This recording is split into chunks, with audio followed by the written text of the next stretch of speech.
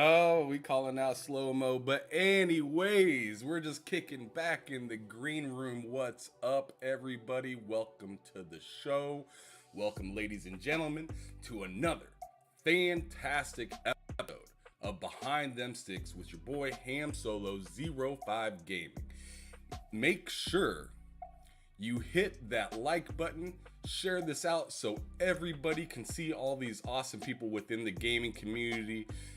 But let's move forward. This evening, we have somebody that's been in the gaming YouTube community for over 6 years. This longtime Destiny lover previously went by the name of Nautical in his earlier gaming career. He is helpful to so many gamers with information and whatnot, but he pities the fool that returns a game the day after it launches due to difficulty. Let's welcome one of DPS hosts and a frequent panel member of Scumcast, Mr. Gaming Forte. Brother Forte, how you doing today? I'm doing good, man. You got your cognito going on, I see. That's what I'm talking about. Got, I'm gonna have to send it to Cognito. Say, Cognito, next time I come on IOP, I'm gonna need you to do something like this again. But no, man, it's been a good time, man, and love the work that you're doing. Been checking out a couple of your other interviews and stuff, so definitely looking forward to this one, man. But it's been a crazy couple of last weeks in gaming, man, and yes, I do pity people that want to return games that are too hard, especially when you give them the chance right before they buy it. They say, are you sure you want to do this? Okay. He is on the front line trying to help people. Like, you trying sure to help, you want to do this? This is going to be a long road you got to walk. It's going to be, hey, man, shout out to Elden Ring out here making believers out of everybody. Hey, showing true colors left and right.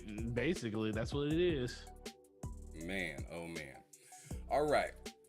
Well, let's go on ahead and get to it. The first thing I'm going to have you do is I'm going to have you go on ahead and let everybody know what gaming and social media platforms that you're on so they can either follow you, check out your content, play some games with it, yada, yada. Go on ahead, bro. Yeah, man. So yeah, as everybody mostly knows, I have a YouTube channel, Gaming Forte. Also, Twitter. Everything's pretty much Gaming Forte everywhere you go. Twitter, Xbox, PlayStation. PlayStation doesn't let you put spaces, so it's just Gaming Forte spelled out. And then also just and also Twitch. That's my Twitch and stuff. I don't be on there as much. Definitely going to branch over there and do some streams over there and stuff too. But for the most part, wherever you can put Gaming Forte in on social media, you're going to find it. Even Facebook, weirdly enough. Yeah. Facebook still, huh? Yeah, because I used to, like when I was doing my uploads for YouTube, probably like 4 or 5 years ago, I would always link all of my stuff to my Facebook account because I was in a couple of different gaming communities and I used to share videos and stuff on there and stuff under my actual name and stuff. So yeah, that's where the Facebook one came. So every once in a while, I'll get reminded of a post on Facebook of something that I did, and I was like, I forgot that this was even a thing on Facebook. You're like, I need to erase that shit. I need to erase some old stuff on here. I got you. But bro, I have a good idea. I mean, maybe because I talked to you in the green room a little bit, but I'm sure a lot of other people have a good idea of what you've been playing lately. But go on ahead and tell them in case they're a little unfamiliar with who you are. Well, there's a couple of things. Destiny is the predominant thing. Let's be for real. Witch Queen came out. Shout out to Destiny finally getting their story act together. So really since February 22nd when the new DLC came out, that's predominantly what I've been playing. I kind of put a lot of games on hold because I was like, we had day one raids we had to get ready for. We had a whole bunch of other stuff we had to get ready for. The season kind of is getting ready to wrap up in the next month. So I'm kind of branching off the other stuff. So I did just start playing Elden Ring probably a couple, like 3-4 days ago. I'm halfway through Tunic at this point right now. That's a really good game. It's kind of surprising. It's a really good take on Zelda and with like the life and death situations and stuff that happen in the game.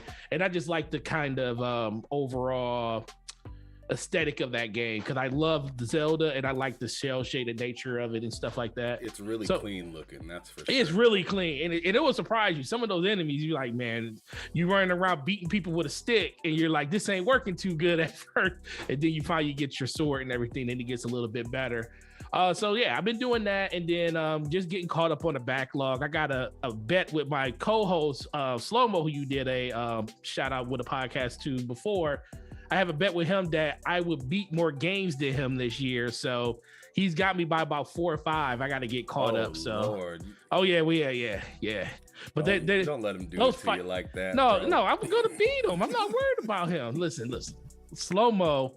First of all, it has to be at least a 5-hour game or more. It can't be like one of these paint by numbers. Wake up and roll out of the bed and you beat it in 2 seconds. I don't even think what's the name will count because I think it's too short of a game too, Nick. I think it's only like a 3 to 4 hour game. So I don't even think that would be able to count if we use that one. But yeah, it's just been cool to finally jump back into just playing different games because in general, that's what we're here to do. Right. Yeah, Slow Mo, good to see you up in the chat as well as Mr. Joanna Dark, Astros Gaming, Matt Likes Games. Yeah, I appreciate y'all's support so much. It's very nice to see you all here. But let's go back to Destiny real quick. Let's rewind to Destiny real quick, and let's let the water get a little murky real quick. Okay. I want to hear your involvement with Destiny throughout the history because back in the room, you're saying that it wasn't always pretty. It wasn't always sunshines and roses when it came to Destiny. What was some moments within Destiny that you just weren't having? So I think it was 2013. Yeah, the year before. Destiny, they showed the initial launch of Destiny in PlayStation's press conference. And that's when you got a chance to see the co-op, 3-player co-op. It actually was more than that. It was 6-player co-op with an open world. They didn't even tell you that you have 6-player activities at that time. But they dropped you in, you fought this big spider tank. They talked about how expansive the world would be and how you would have a persistent world where other people can join in and the story was going to be this and that. And we all bought it. We bought it. Hook, line, and sinker. And then the DLC came out. Not the DLC. The beta came out. I was in the alpha and the beta. And it was just weird that we did a lot of stuff on the Cosmodrome. And then in the beta, probably right before the launch of it, probably a month or so, they allowed us to go to the moon, which was the other part of the game. And people were like, man, it feels like this is a lot of the game already. Come to find out, we played 75% of what Destiny had in the beta. Story elements were not a part of the game. They were locked behind the Bungie website and grimoire cards. You had to do a lot of reading, and gamers ain't really trying to read like that when they're trying to enjoy a game. It's cool and all. Some people got into it, but the story aspect was just non-existent in the game. They had some really good actual story for the game, but you should never have to leave the game to get the story. Right. So that was the biggest thing for me. And the only thing that kept saving it is like, the gunplay was always on point. That's one thing that Bungie has never dropped. But I was also playing Battlefield 4 at the same time. And Battlefield 4, if you remember, was a buggy mess. It was even worse. It was terrible. But I enjoyed that game so much. I just kept playing and kept. That's Battlefield. Literally, Battlefield 4 is. I believe Battlefield 4 is by far still the best Battlefield game they made today, even with all of the bugs. If they was to just give it not an FPS boost, but they would give it a resolution boost, I think everybody would go back to Battlefield 4 because it was pretty amazing. But I was doing that, and I was jumping back and forth playing Destiny. I was doing raids and stuff. It was cool. I wasn't super invested. And then it just got to the point where I just got tired of the game. I was like, man, there's nothing here. The new DLC was coming, but they already said that it was just basically a raid lair and some other stuff they were adding to the game. And I was like, I really ain't feeling this. And then Microsoft said, well, Halo is getting ready to release the Master Chief Collection. So I was like, at this point, I'm still a diehard Halo person. Diehard. Couldn't love everything about it. I was like, oh, this is going to be cool. You could be able to play all of the Halos all on one disc. And you can do this, jump from one game you could be in not reach. One game you could be on Halo 2, next game you could be on Halo 3. You can persistently go through the campaigns. It didn't. I told all my friends, like, listen, when this game comes out, I'm done. I'm done with Destiny, not coming back and playing this no more. I'll come and help if y'all need some help on stuff, but me playing this every day, not going to happen. Then it came out and it was broken. And as a gamer, there's a lot of stuff you are willing to deal with, but I kept having disconnect issues. I couldn't even stay in the game long enough to even enjoy it. So it was like, man, I'm not playing this. It's like day one and nothing works. So I found myself back on Destiny, and I was starting to play with some of my friends over there. And it was like a month later, and the game still was broken when it comes to Master Chief Collection. So I told myself, I was like, I'm not playing that game until they fix it. Little did I know it was going to take them a whole 2-3 years to fix it. So by that time, my love for Destiny kind of just changed, and I became more, I would say I adapted to what they were doing. You know, the thing about that game is once you start playing and you stay consistently in it, it's like a hamster wheel. And I've always been the type of person, I love the chase of something. I played Warframe for over 1,500 hours. That's the same type of game. Wow. I played that, like, that was my first entry into like a loot service game, was Warframe. So I already knew I had this addiction that I would be like, as long as it's compelling, I will always jump in. So I got to the point where the story became secondary in Destiny, but chasing all the cool loot in the game was the thing that really made me do it. Gotcha. So I just kept doing that and kept doing it. And then you get to the point where you're like, oh man, I gotta get back on today so I can get this, and I gotta get back on to do that. And then you start forming relationships with friends and stuff that you never knew before. And now I have a community of people that I've known for 4, 5, 6, 7 years since the day it came out, and I couldn't even imagine not having those people in my life, because Destiny kind of brought us all together. But let's be for real, nobody will tell you that Destiny is a great game, because the beginning of it was so putrid. It was just the fact that it was something that, but people respected Bungie more than anything else. And that's why we stuck with it. And honestly, I'm glad we did, because the game is in such a great place now. A person that didn't play back then would be lost trying to figure out what's going on now. So true. And they took away some stuff that you can't play anymore. They did a lot of a lot of the stuff in Destiny 1 is not there. They brought some of the stuff back. In general, it just comes down to the size of the game. I mean, do you want Destiny to be a 500 gig download on your hard drive? That was pretty much part of the reason that they sunset a lot of stuff inside the game. But it's a great game. It's just not a game that's for everybody. And I think that's the thing that people just got to realize.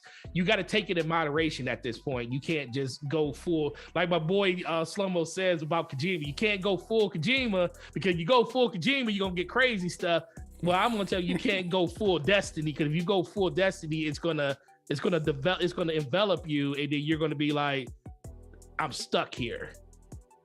And you can, and I know you know Ash and Luca. Luca is part of my fire team, and I've never seen her have as much fun now outside of Destiny as she's ever had, because I never really got a chance to see it, because she's normally playing that every day with us.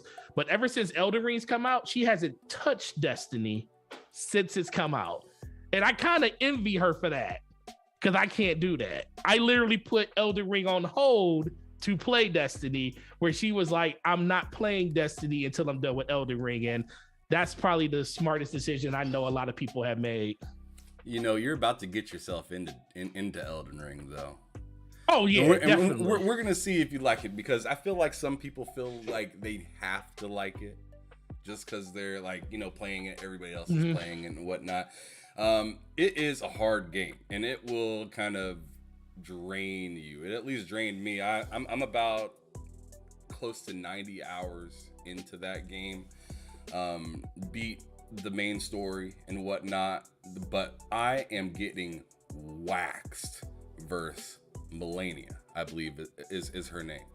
And I just can't beat her. I don't know what it is. Like, I got through the first half of it, and that's the thing with Elden Ring, is it has a lot of, well, you're in a boss fight and you thought you finished the boss fight, but the whole second half's about to happen, and you just use all of your resources, and the second half is way worse than the first half, and oh, what am I gonna do? That is the situation that currently I have myself in with Melania. But it's a fantastic game for myself. I really like it a lot. But there are caveats with that game, just like there are with any game. The lock-on detection in that game, rough, extremely rough. If you go by a pillar while you're locked onto somebody, you'll lose the lock-on, even though you're looking directly at them. Oh, wow. Just like stuff like that. And when that happens, when you're in the boss fight and then you go to click back to lock back on them and you do a 180, you want to lose your damn mind. Because that's what happens when you're not locking on and you just go to click the button regularly. It turns you a 180, kind of like Dying Light. Like if you like double tap Y or something like that, you like completely turn around. But it happens every time you do that in that game, and it drives me nuts. There's that and the clipping through the walls from the enemies. Oh my goodness. You'll go somewhere just to hide for a second, and that sword comes through the wall and chops you in half. Wow. So be careful. Tread lightly in the land. How many hours do you have in it? I got about 90 right now. Whew. How many bosses have you beat? Well, main bosses. All of them. I beat the game. Oh, you beat the game already. Okay, Yeah, cool. I beat the game. And yeah, I thought the last boss was the worst boss, but it's not. There's side bosses that you can go throughout the game because the game is just very dense. There is a lot to it. There's a lot of levels to it, a lot of different areas, a lot of different environments and stuff like that. You'll be just walking in the snow and then here's a boss fight. Yeah, it's like one of those kind of things. So yeah, bro, really good game, but some of these side bosses are harder than main bosses, flat out, especially Melania. Dang. But anyways, bro, I gotta know. Yeah, you talked about Destiny being a big game that you're into. When I did a little research on your page and whatnot, I seen that that's a lot of what you started from was Destiny with YouTube.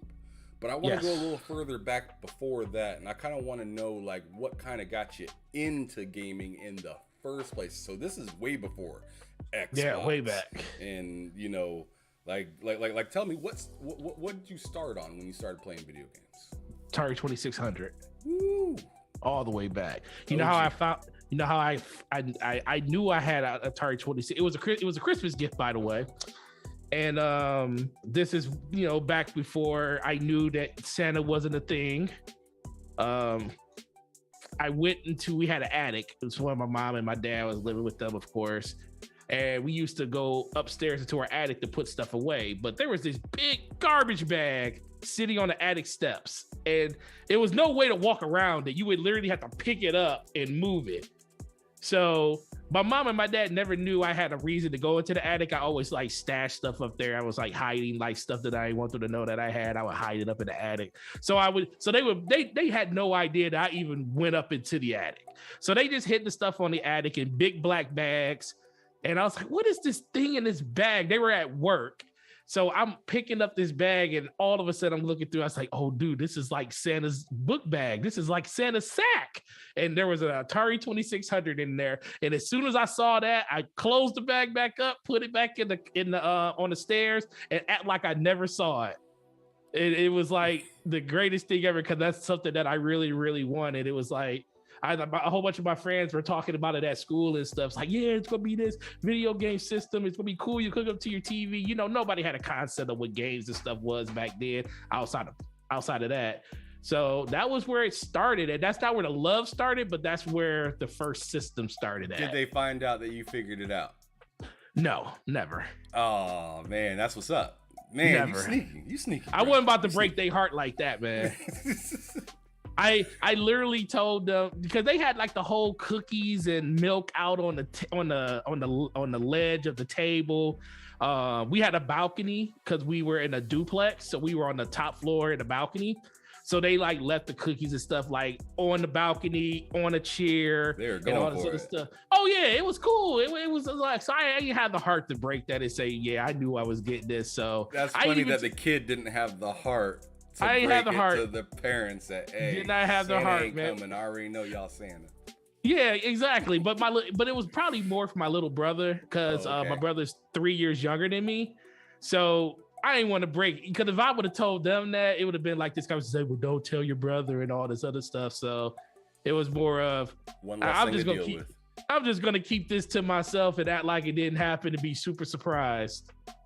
So yeah, that's how that's how the first system happened.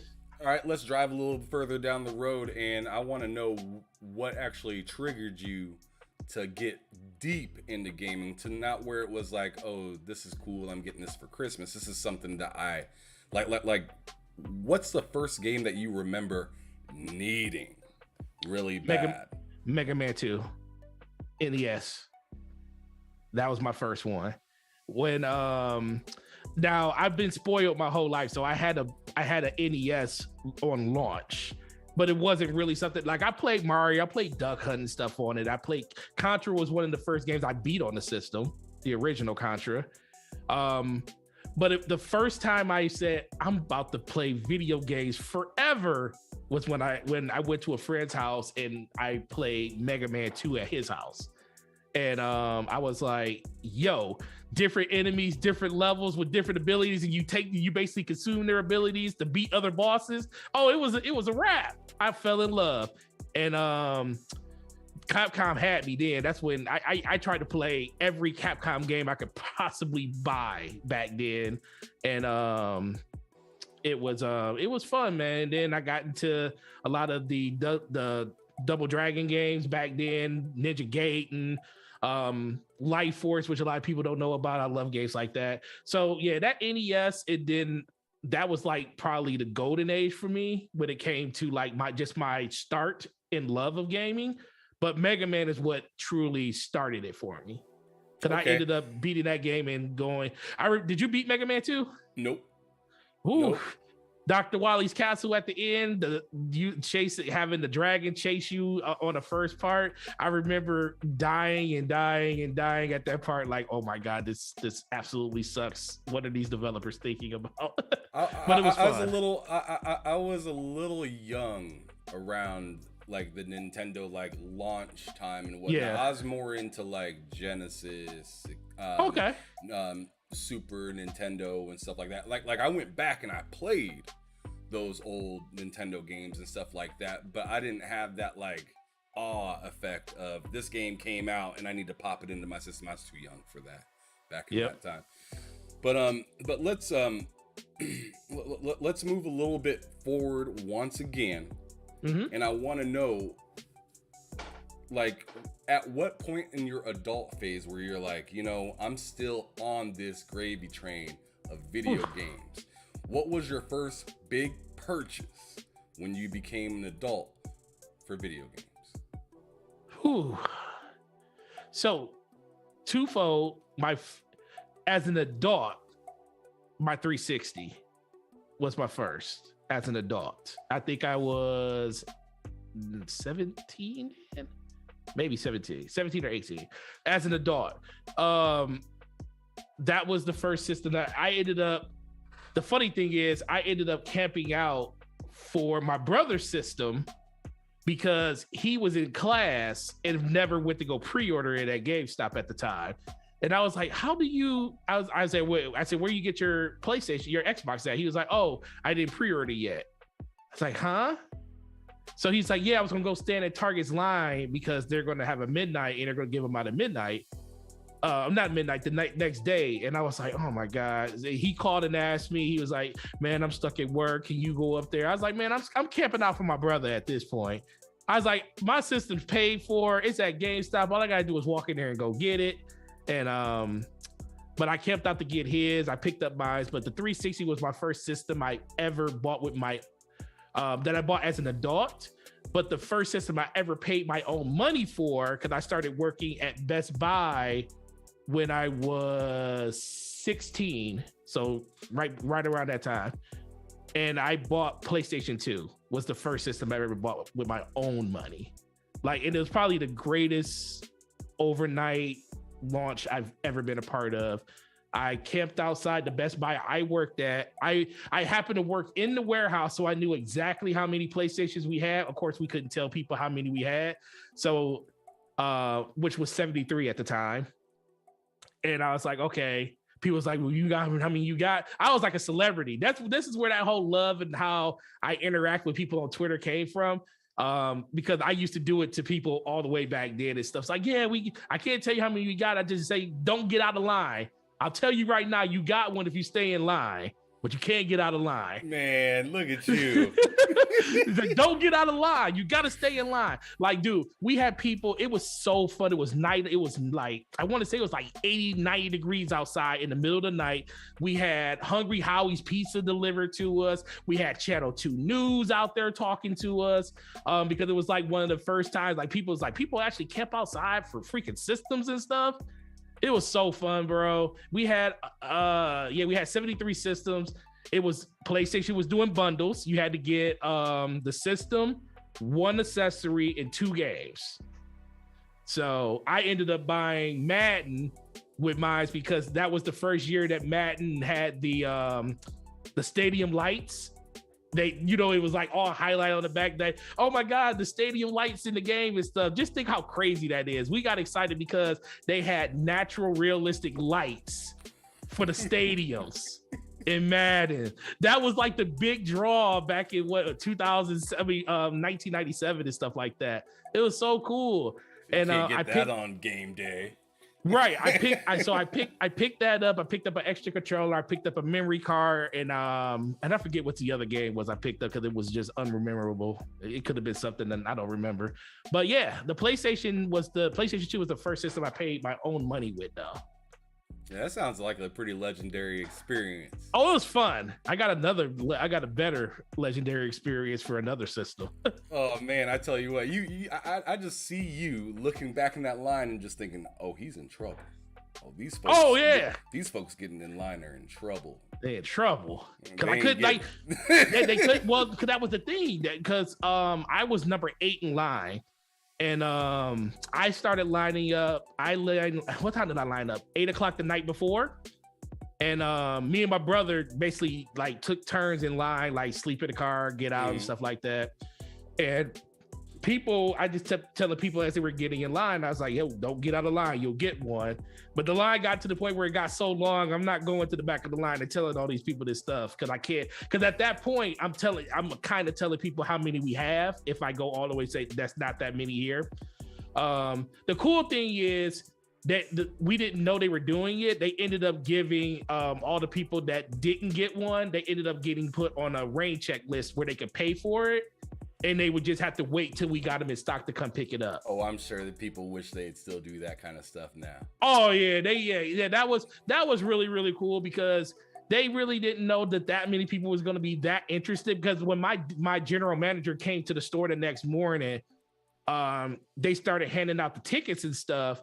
And he saw me and I was like, yeah, man, I've been trying to like tell people like, without telling how many we had, but he was like, no, it's good. He said, we'll take care of everybody. He said, some people aren't going to get it, but we'll just do a raid check. So they just got to pay for it and they'll get it when it comes in. So some people, I think it took about 3-4 weeks for everybody in that line to get one. Cause it was like well over like 200 people. It was a really big wait list. Damn. That's a long ass line. Oh yeah, for systems. But now I feel like I got a good enough understanding of kind of some parts of your life and whatnot. I kind of want to move forward to the content creation part now. Okay. Now you've been on YouTube for like 6+ years, but there was some time before that you were doing like content creation on like Twitch and stuff like that, if I'm right. I want you to take me a little bit before then and tell me what got you into it from the get-go, essentially. From the get-go, okay, so I was in this clan, my original clan before I joined. So there's been 2 clans I've been in. I'm in IOP now, which is Iron Lord's podcast. Federation of Fathers was a clan I was in before. I was a dad. It was just really cool. I didn't, I had a bunch of friends, but it wasn't real organized, stuff like that. So it was a bunch of people, and I would do podcasts. Like I was actually on their podcast. Like I did a podcast with those guys. And they liked the way that I talked. They liked how eloquent and stuff it was. And they told me, they said, hey, you should do YouTube. And I was like, why? Who wants to listen to me? And I was really good at a lot of different games and stuff like that. But the real thing that really made me want to do it was, I'm not going to lie, it was the game DVR for Xbox. Okay. That's where it started. So they're still on my because they saved them in the cloud. So I have like a Happy New Year's video I made with my kids. I was playing Killer Instinct, and I told everybody, I was like, we were doing a countdown. It was like 3, 2, 1, Happy New Year's. And as in the background, I had Django doing his Ultra combo. And everybody, my kids was on the couch with the Kinect screaming like, Ultra combo. And we were just having us a great time, dude. It's like the most cheesiest video ever. But I had like well over like 200 views on Xbox Live of that one video. And people was like, yeah, Happy New Year and stuff like that. Just texting, tweeting it back and forth. Not tweeting it, but, mentioning it inside the Xbox Live network. That was like the beginning. And then I did some smaller videos just like talking about Battlefield, because Battlefield was my favorite game back then. So all of it was through the DVR at first. And then I wanted to up the game on that probably in 2015. That's when I bought a capture card. So it didn't start until Xbox One, but the love for it started on the game DVR. Like really kind of crazy. Streaming and stuff. Oh, I also, streaming was cool because I got a free copy of, I was working at GameStop still then. Okay. I got a free copy of Sunset Overdrive, and Insomniac gave us an unlock code where we could play the game a week before anybody else. We could stream it and everything. And let me tell you, this is the first time I streamed. I literally was doing it through the Xbox. I was streaming to my Twitch channel. This is when it was under Nautical still. And I had 340 people watching me play Sunset Overdrive doing terrible. Like it was terrible, but it was just, but people was like asking like, yo, how do you like the game? What is this? How does the controls feel and stuff like that? And I was like, oh man, this is a thing. Yeah. I was like, that the power of getting stuff early and being able to talk about it in front of a crowd of people, which is something I was not used to. And, so that probably was the start of just telling myself that, hey, people will enjoy just hearing what you got to say, but it's all about timing too. So yeah, I think because if you did that after it all came out and everything like that, then it was probably going to be a totally different story. But seeing that you got a review code, everyone's like itching to see something, and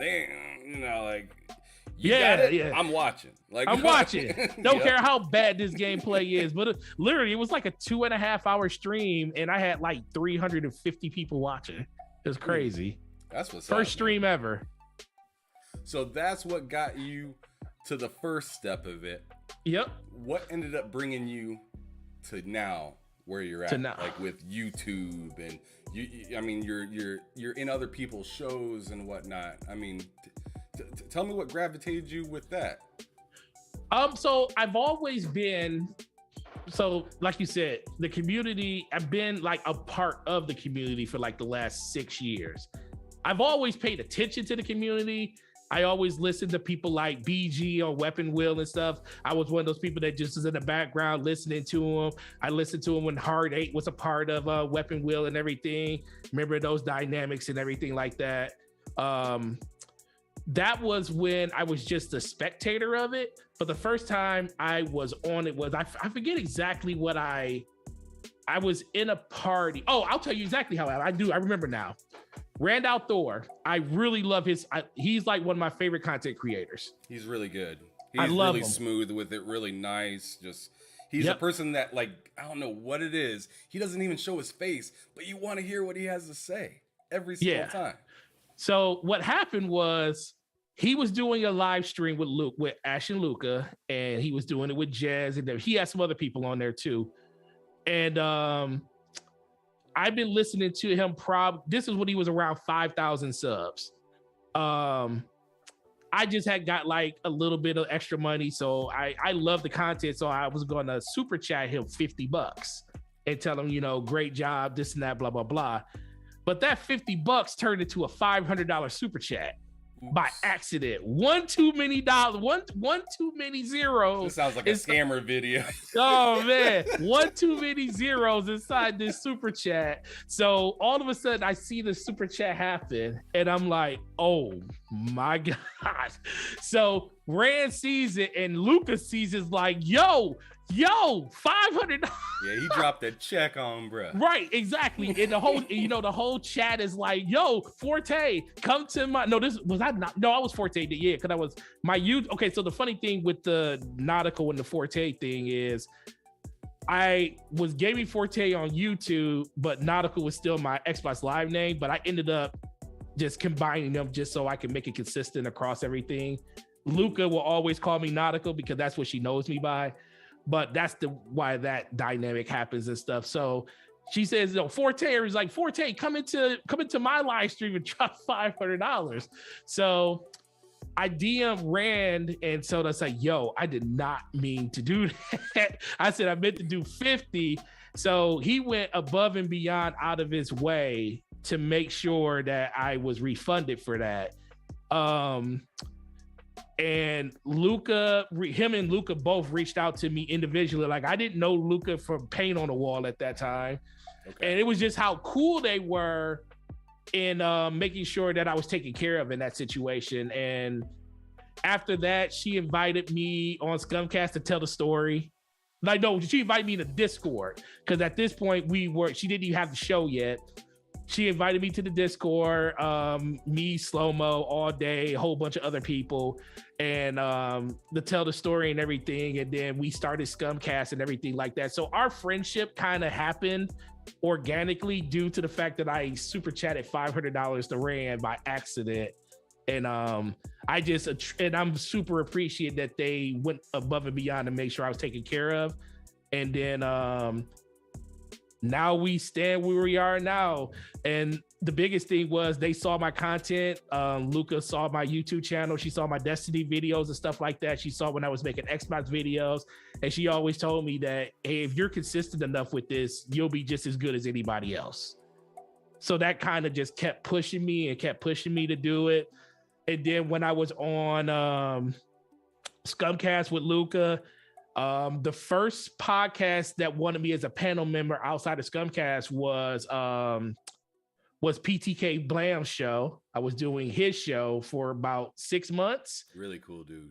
Yeah, I love him, dude. He so underrated, super consistent, super underrated. I love him. Him and Fuzzy Belvedere.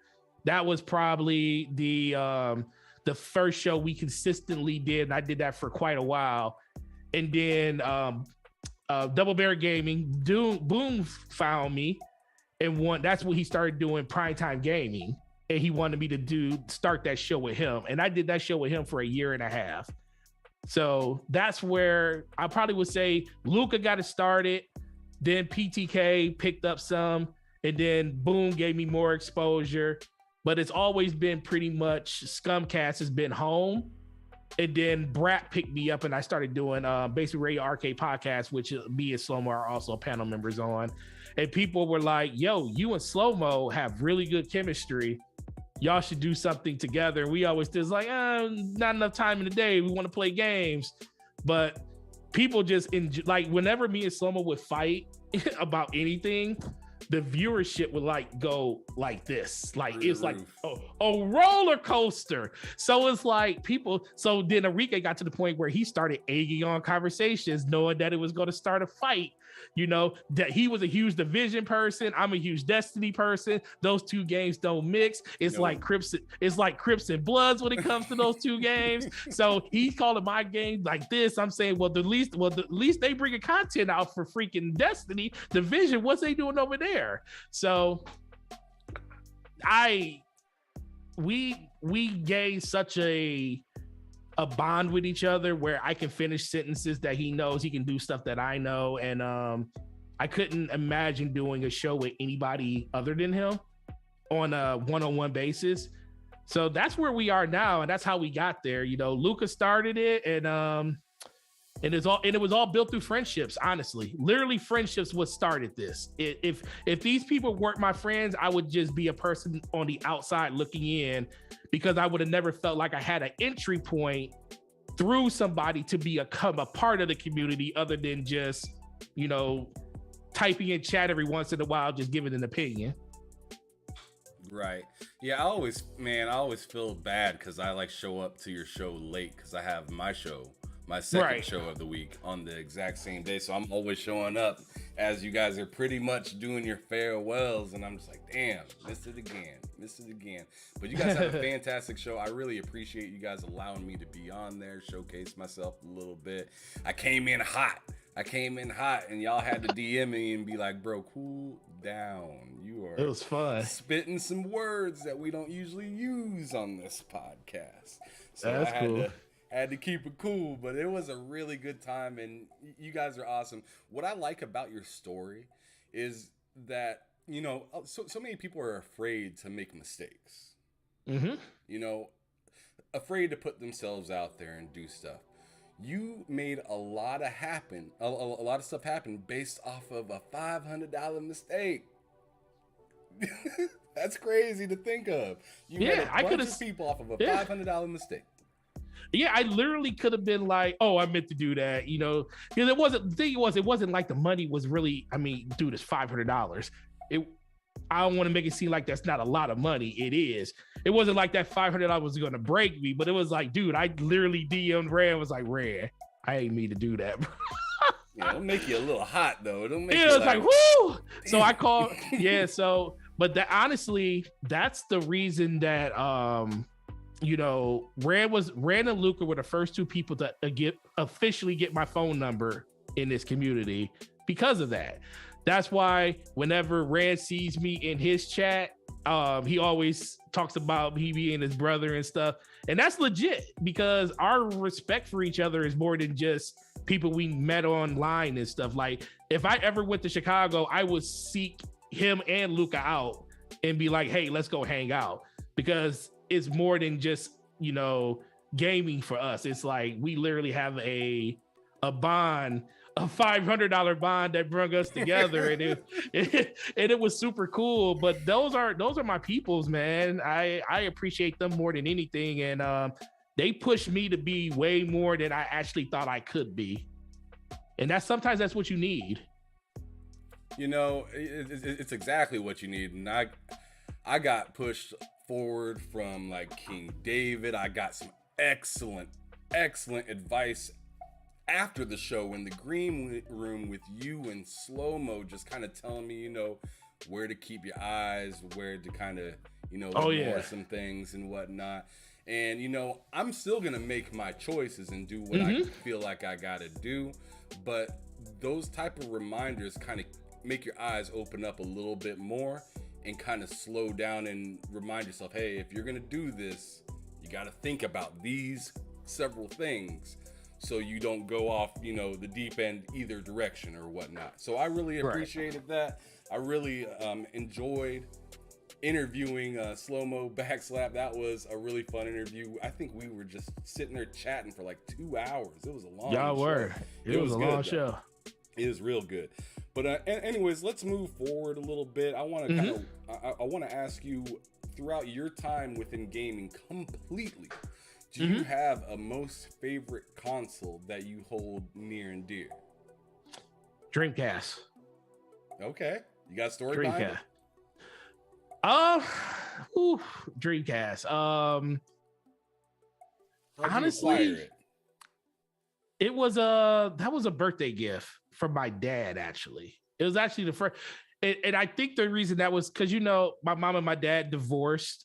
By this time, they were divorced, and it was like the first time. You got resentment. I'm a mama's boy, so I'm like all about mom. Same. But it was about it was probably a couple years after divorce, and I finally came to realization that I still need my dad in my life, no matter what. And my dad put a huge emphasis in making sure he was a part of it. And that was one. And he didn't know I was into games like that. He just happened to like find out like, hey, I heard that you wanted to get the new Dreamcast because I didn't have it yet. And he had surprised me on my birthday, just brought it to the house for my birthday and dropped it off. So it was probably more of a bonding thing than anything. But I ain't gonna lie, Power Stone was one of my favorite games of all time. And I will always remember that system for that. And then that's when they had like the NBA, where I felt like the NBA games got ultra realistic almost. And this is when I was super into sports games, like really into sports games. People don't really know that about me, but I come off as a person that loves shooters more than anything. Because shooters are my favorite genre of all time. But there was a time where all I would play is sports games. I would play in leagues against people. I was one of those people's like, I bet you a disc for that. If you lose, I'm taking your disc or we breaking it and stuff like that. Oh, it was bad, bro. Ice. Oh, cold as ice, bro. Xbox One, Xbox 360. When we would, it was Xbox 360. No, original Xbox. When we would be playing like the NBA games and stuff like that. I remember playing and like looking at the leaderboards and stuff, trying to be like top 2 on the leaderboard. That's how crazy I used to be in sports games and stuff. So Dreamcast started that for me when it came to like just the love of sports games and everything like that. But I think it's like more of a sentimental thing when it comes to my dad getting it for me and that kind of starting our bond. At that point, I played basketball and football. At that point, he hadn't been to none of my games or anything. So it was like that system was the beginning of him like re-entering my life on a more consistent basis. So that's like the flashpoint of it. But if I had to put it as system by itself, it would probably be the original Xbox if I had to do system by itself. Because let's be for real, I ran to the store on day one to get my Xbox Live in the little box with the communicator headset that cost $79.99. The little orange box. Yep, the little orange and black box that said Xbox Live. Yeah, in gold. Yeah, in gold with the voice changer inside of it and everything like that. So I remember doing that, and like I always been a PC gamer. I always talk to people online, but it's a different feeling when you can like literally do it to your console and just be talking to random people at any time.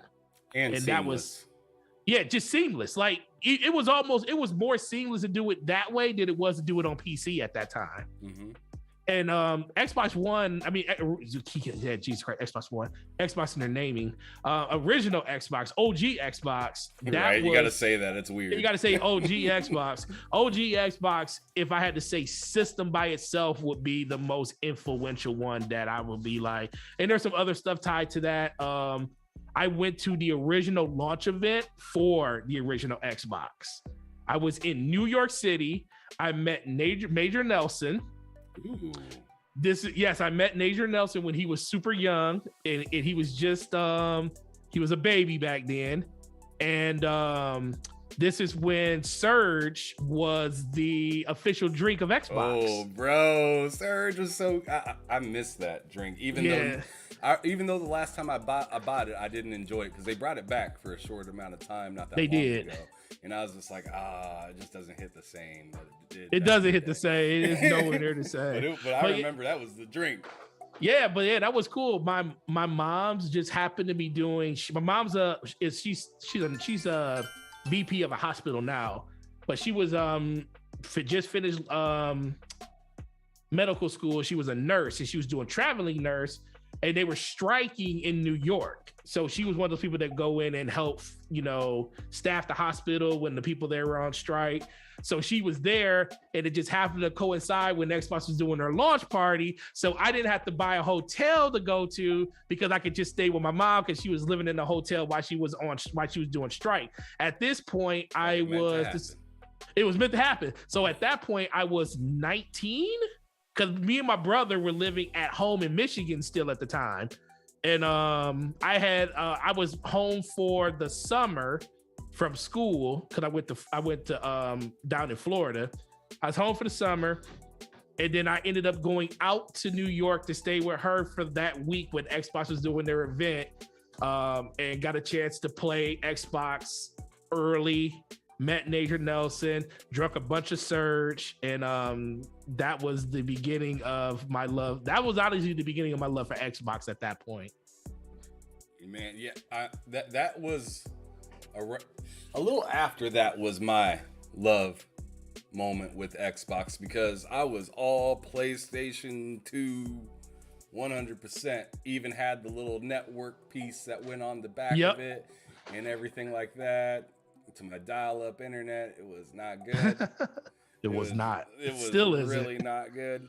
But yeah, I mean, the way that they implemented a hard drive and the ability to listen to music while gaming, yes, I was like, yo, GameStop, or back in the day, it was called Software Etc.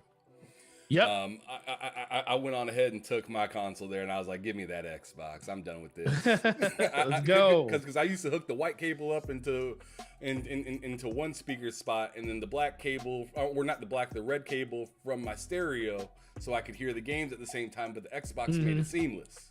Yep. Here we go with the whole seamless thing again. You know what I'm saying? It just made everything easy where I didn't have to go mess with my CD player and then turn around and mess with my Xbox. It was all in one spot.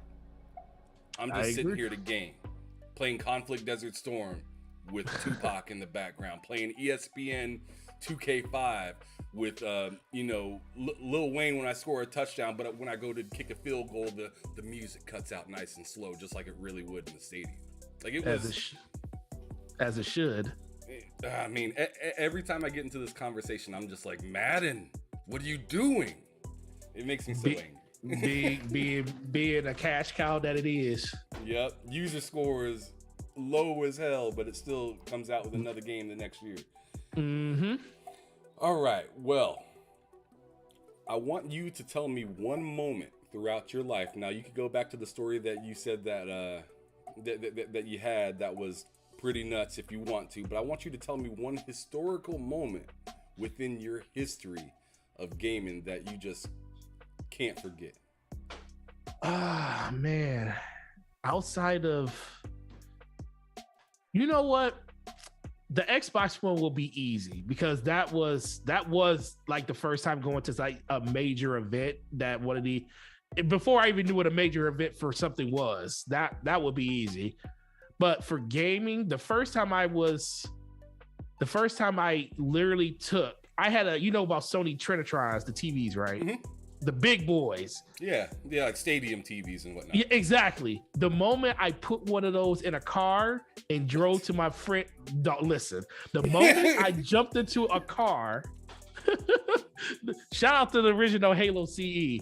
The moment I jumped into a car to take this TV, this heavy 175, 200 pound TV to a friend's house to do local LAN was the moment that I was like, this is incredible.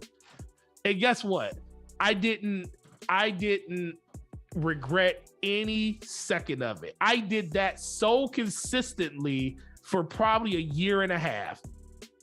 Like just going to people's houses because we had no way of playing the game online. If you wanted to play with people, you could go through Xbox Connect, which came on a little bit later on, where you could do it through the GameSpot network through your PC and stuff. That was really, really cool. But it was nothing like booting up and being able to take your console and all of your possessions at that time to someone else's house and destroying them on their own couch. It was great. You just had to add that. Yeah, just no, serious, because everybody thought they was a god. Look, listen, you was a god of your own neighborhood in Halo. No one will ever not admit it. Like, I guarantee when you play Halo, did you play the split? So I guarantee if you weren't the person, because I went in there and me and my crew beat it on Legendary. I was like, we can't be flexed on. We can't be flexed on. So I was literally like, I saw no opposition in my community when it came, like the people I hung out with. I was by far the best.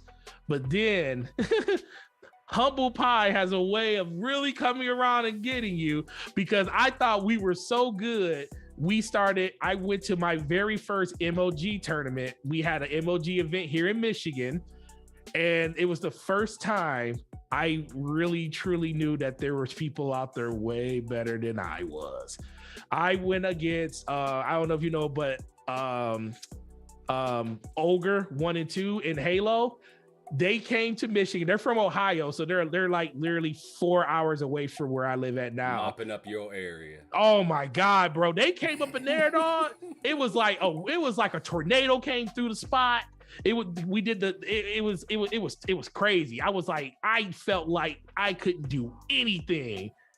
But that was something that told me that I need to get better. Mm-hmm. Like, and I went out of my way to get better just because of that. And that will probably be the outside of the event for Xbox, the most memorable thing, because Halo meant a lot to me then. It still means a lot to me now. But the fact that I thought I was so invincible, because online wasn't this thing yet. It's like you didn't play people from across the map back then.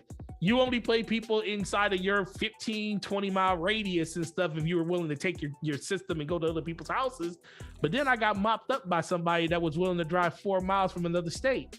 And I was like, interesting. So that was cool.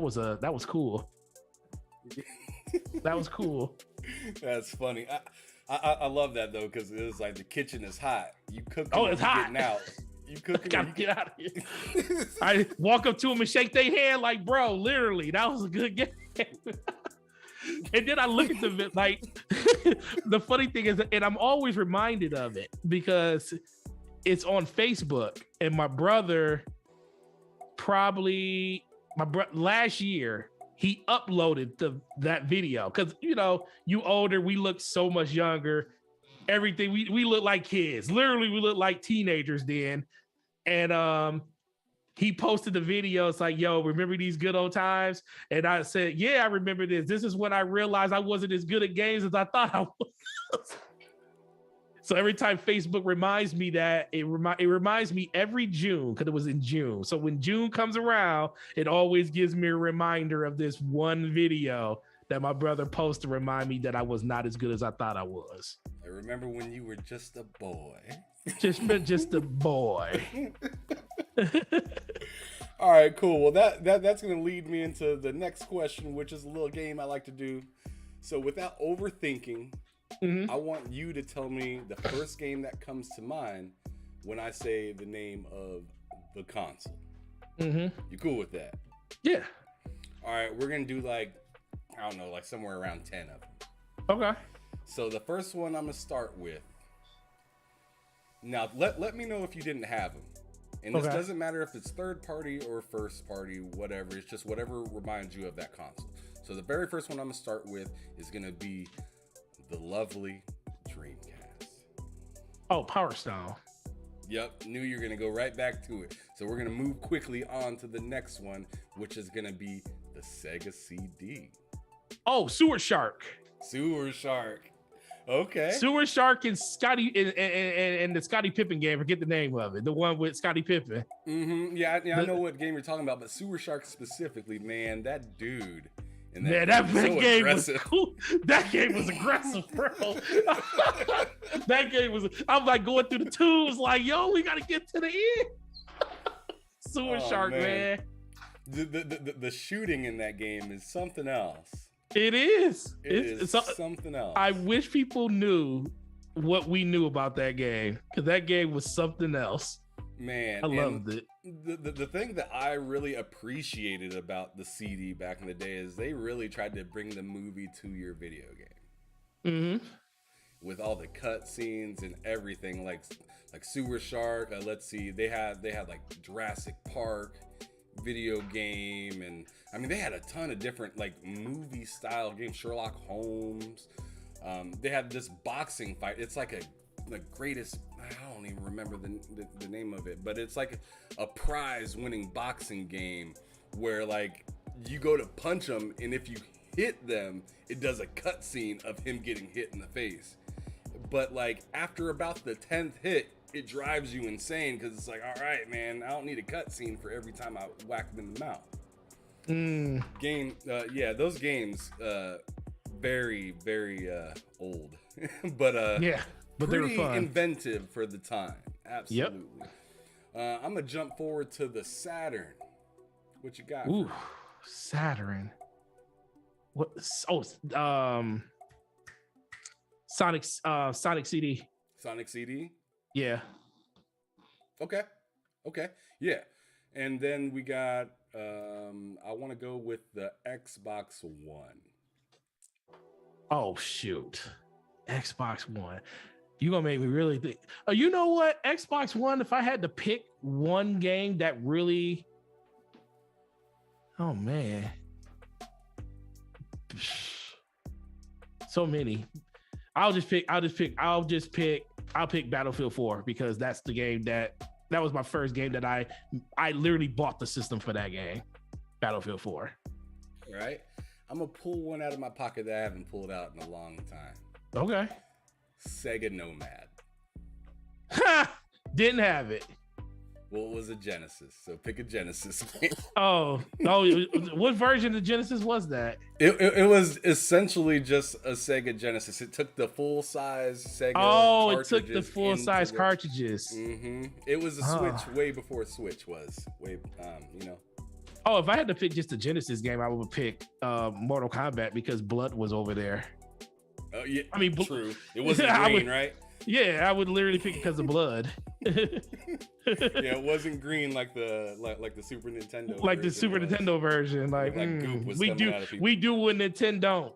Yeah.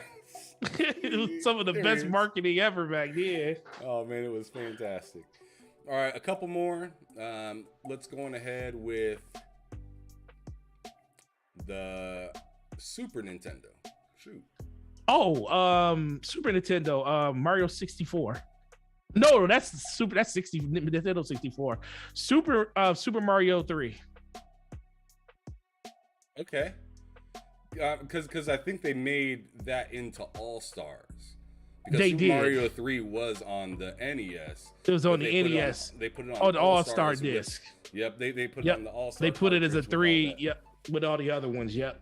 Absolutely. And then the last one I'm gonna hit you with is gonna be, I want you to pick 2 games that come to mind when you think of A, PlayStation 5, and B, Xbox Series X. And these games cannot have came out yet. They have to be future games. Has to be future games. So Xbox Series X Starfield, because that's literally the game that's going to make or break this year for Xbox. And for PlayStation 5, God of War, because that is my favorite franchise of all time for PlayStation, which we God of War Ragnarok. And guys in the chat, it's not coming out this year. Just to let y'all know that. You're really sure that this game ain't coming out this year? That game's not coming this year. Because didn't they do something with like a placeholder in September or something? They always do play. Listen. They ain't coming this year. It ain't coming. Listen, as much as I love God of War and I want it to come this year, it ain't coming this year because Sony isn't going to release a big game like that during the holiday season. They're going to give us a placeholder date, which is, they say this year. They don't even have a window. It just says 2022. When they're not going to, unless that thing comes out this summer or before September, it's not coming out past that. It's going to come out in March of the year after. That's what's going to happen. People really, listen, I want God of War to come this year. I need God of War to come this year, but it ain't coming this year. It's coming next year. Dang, I feel bad for you now. But anyways, no, it's fine. Listen, PlayStation's sitting right here, man. It's right here. It's waiting. It's waiting for God of War to come out. It will be there. It ain't going nowhere. I'm not gonna scalp it or anything. I'm just gonna wait till God of War comes out. Do you have a favorite God of War throughout, all of them that came out? 3 is still my favorite. I just love the brutality. It's so just the way you bash Poseidon's head against the wall, and the way that you keep hitting Zeus upside the head until it's like when you played it. You beat God of War 3, right? Did you play it? No, I haven't beat it. No. Okay. No, I haven't beat it. They allow only one you I to beat is 2018. 2018. But then you listen, man. That was my game of last generation right there. The thing I loved about 3 was the fact that you didn't know that you had to stop beating. Oh yeah, that's good. Oh yeah, that's nice. You didn't know that you had to stop hitting the button to stop beating Zeus's head against the ground. It's like this game, it literally allowed you to pummel this dude as much as you wanted. You can do. I think I sat there for 3-4 minutes hitting him upside the head consistently over and over and over again. And then my brother walked in and was like, yo, I think you got to stop in order for the game to progress. It's like, stop. Leave him alone. I was like, yo, listen, man, this dude caused me a bunch of headache and grief. But that God of War 3, I just love the scale of it. Of course, 2018 is way bigger. And I love the additions and changes they made to 2018. That's why I said it's the game of the generation for last year for me, or for last generation. But there was something about Kratos in that setting that just was really amazing. You didn't have his son to depend. Sometimes I feel like the new one, you dependent on your son to help you too much. Yeah, you are where the original ones is like all you can't get nowhere really without this arrow hitting at this time and exactly. So like it's cool. I do like that. I just like the intimacy of 3 and just the boss fight after boss fight after boss fight. And a lot of things, some other things I didn't like about 2018 was the boss fights outside of like the dragon. You were fighting just a different color ogre, which is fine, but you were basically fighting the ogre with a different ability, a different color skin. I can forgive it. Wild. The dragon fight was wild. I will give them that. That was like, yo, okay, this is cool. But like I said, you were consistently fighting just different color ogres throughout the majority of the game. So that was kind of a downer, but it still didn't take away from the fact that the story in that game was freaking phenomenal. And that's why we'll always have a PlayStation in my house, because of just God of War. All right. Yeah, I specifically wanted, like, maybe I'm being greedy, but I wanted some more animations and like times to be able to show off that god, like, just rip them apart kind of stuff. Right. Throughout the game. I felt like after a while when I hit R3, I already knew what he was gonna do, and I didn't really feel like doing it, so I just beat him to death real quick and move on. I just didn't feel like going through that same animation over and over and over. But I tell you what, when they did that upgrade for that game, and I went to look at it, I was like, man, this is unfreaking believable looking. Yeah. Like there's no way you cannot give PlayStation their props for that game. It's magnificent.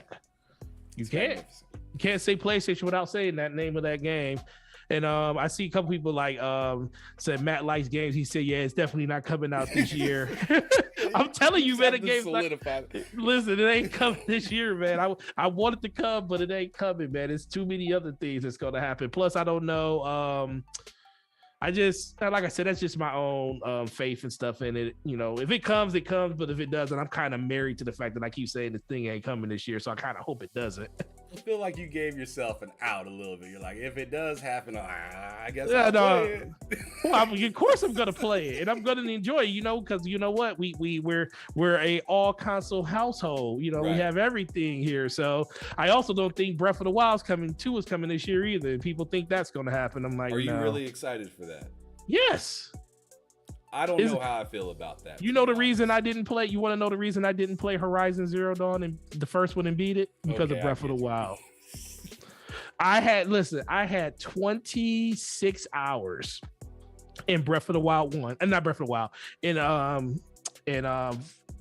Horizon for Horizon 1, the first one, Zero Dawn. And then Breath of the Wild came out a week later or 2 weeks later. And Zelda's my favorite franchise for Nintendo. I jumped into that game and I was like, my God, what have they done to me? And 160 something hours later, I went to go try to play. Oh yeah. Well, I'm one of these people, like if it's a game I truly enjoy and love, even if there's DLC, I didn't beat Zelda until after the DLC came out, which was well after the launch of the game. When they released Ballad of the Champions, it was probably almost 8 or 9 months after the game came out. I had just did all the shrines. I had everything completed in the game. The only thing I had to do was go fight Ganondorf. That's the only thing I had left. But I knew if I did that, I wouldn't go back and play the DLC, because once I'm done with the game, I'm done with the game. Okay. Especially a game that has a beginning, middle, and end, which Zelda does have. It has a beginning, middle, and end. So I was like, I'm not going to beat this game until the DLC comes out. I did all the DLC, and then I went and beat Ganondorf. And then after I beat him, I went to go try to play Horizon, and I was stuck in Meridian, and I was like, I don't even know what I need to do anymore. And I was like, and then at that point, Sony announced it was coming to PC. And I was like, well, I'll just wait for the PC version. I bought it day one on PC. It wasn't working on PC day one. And then I just kind of felt like, I guess it's just not going to play this game anymore. And my thing is, what's the next 97 plus Metacritic game is going to come out when Horizon 3 comes out?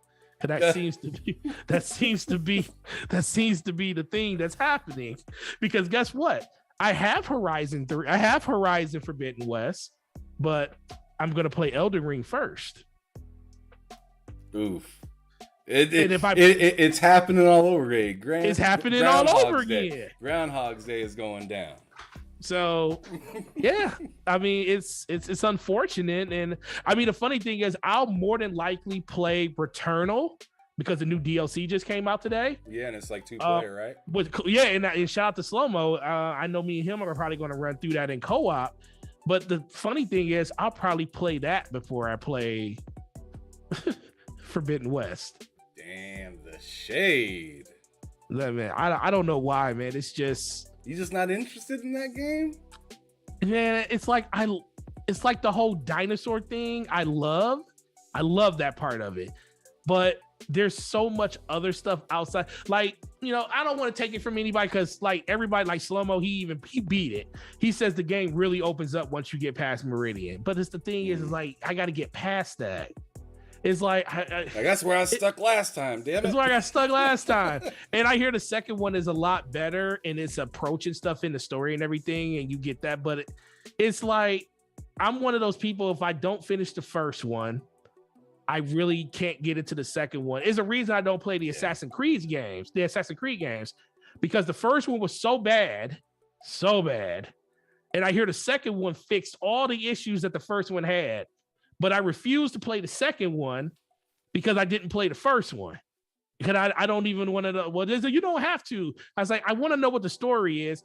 My favorite game of all time is Mass Effect 2. Guess what? The first Mass Effect, I hate it. I hated the first one. I'm having a hard time with that. And everybody just keeps telling me to push. Oh, push through. I'm not having the most fun with Massive because I bought the Legendary Edition. Yeah, the Legendary Edition, and Matt likes games, which is one of my boys. I'm like in party chat every night with yeah. Him. But I have him. I got what is it, Loke, my boy that I do bullsitting with on Fridays and Cozy Beluga, they're all telling me, yeah, you gotta get through Mass Effect, and I'm like, dude, I'm falling asleep playing this game, man. This is boring as hell, and like I don't feel like I'm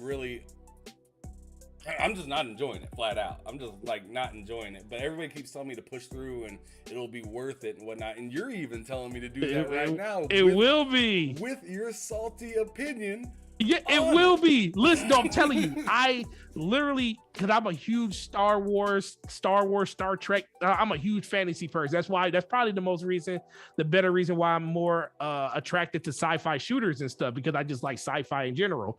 So Mass Effect, the first one, I was like, oh, this seems so cool. And I got out of the Citadel and I did the first planets and I was like, these planets are bland. It's just dumb. And then one time I got glitched and I couldn't get off the planet. It wouldn't let me off. So I had to restart the game. And I was like, I'm not playing this. I didn't want to do it. And then a couple years went by and then BioWare dropped Mass Effect 2.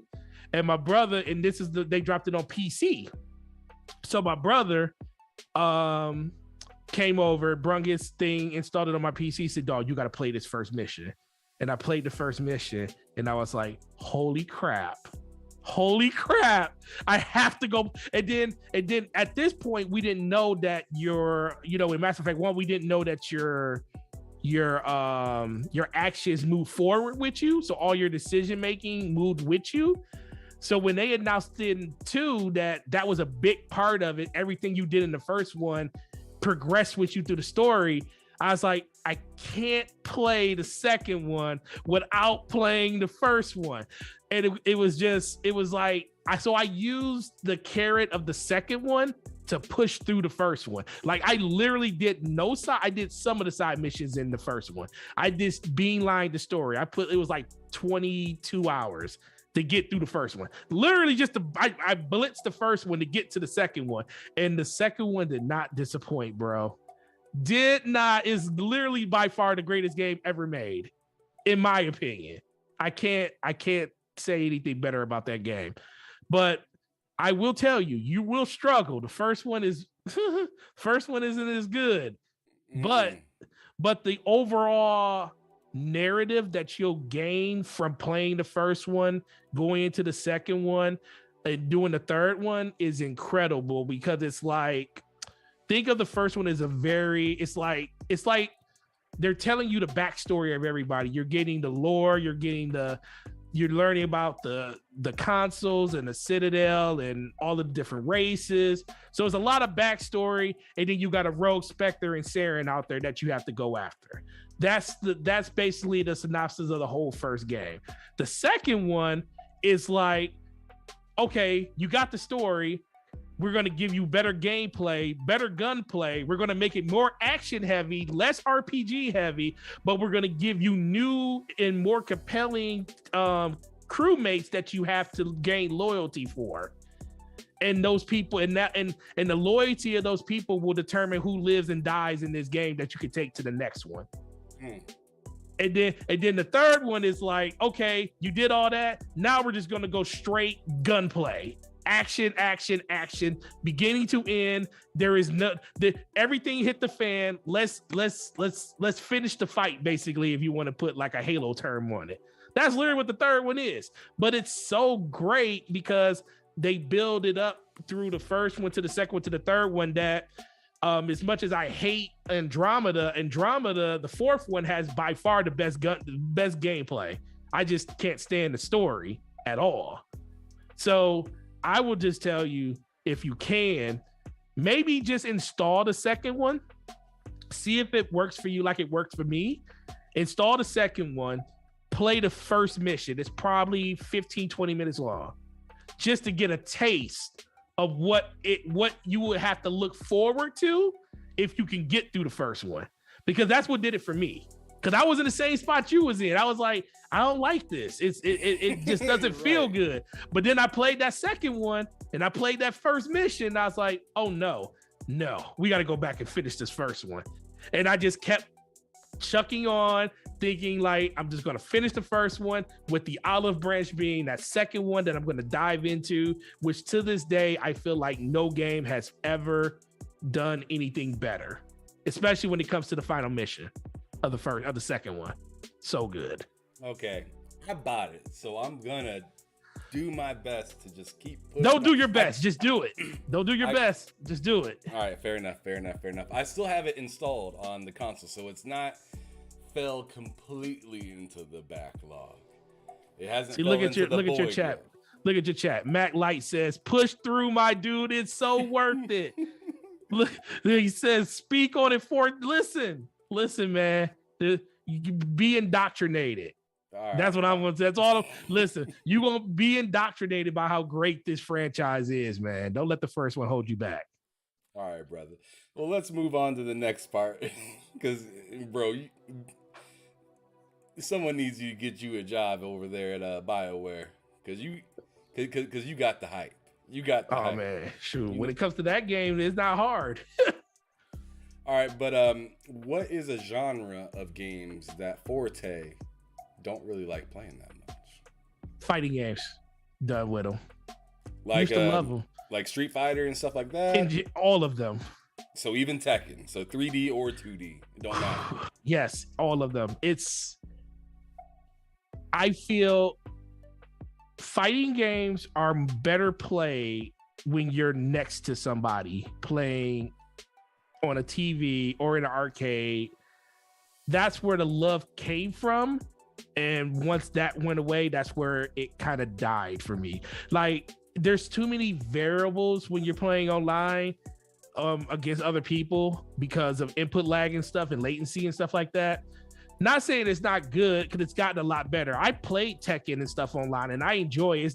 It's not something that I say I won't ever play. If I have a friend that loves it and wants me to play him and stuff, if I want to play my little brother because he's a huge Tekken fan, I'll load it up and play it.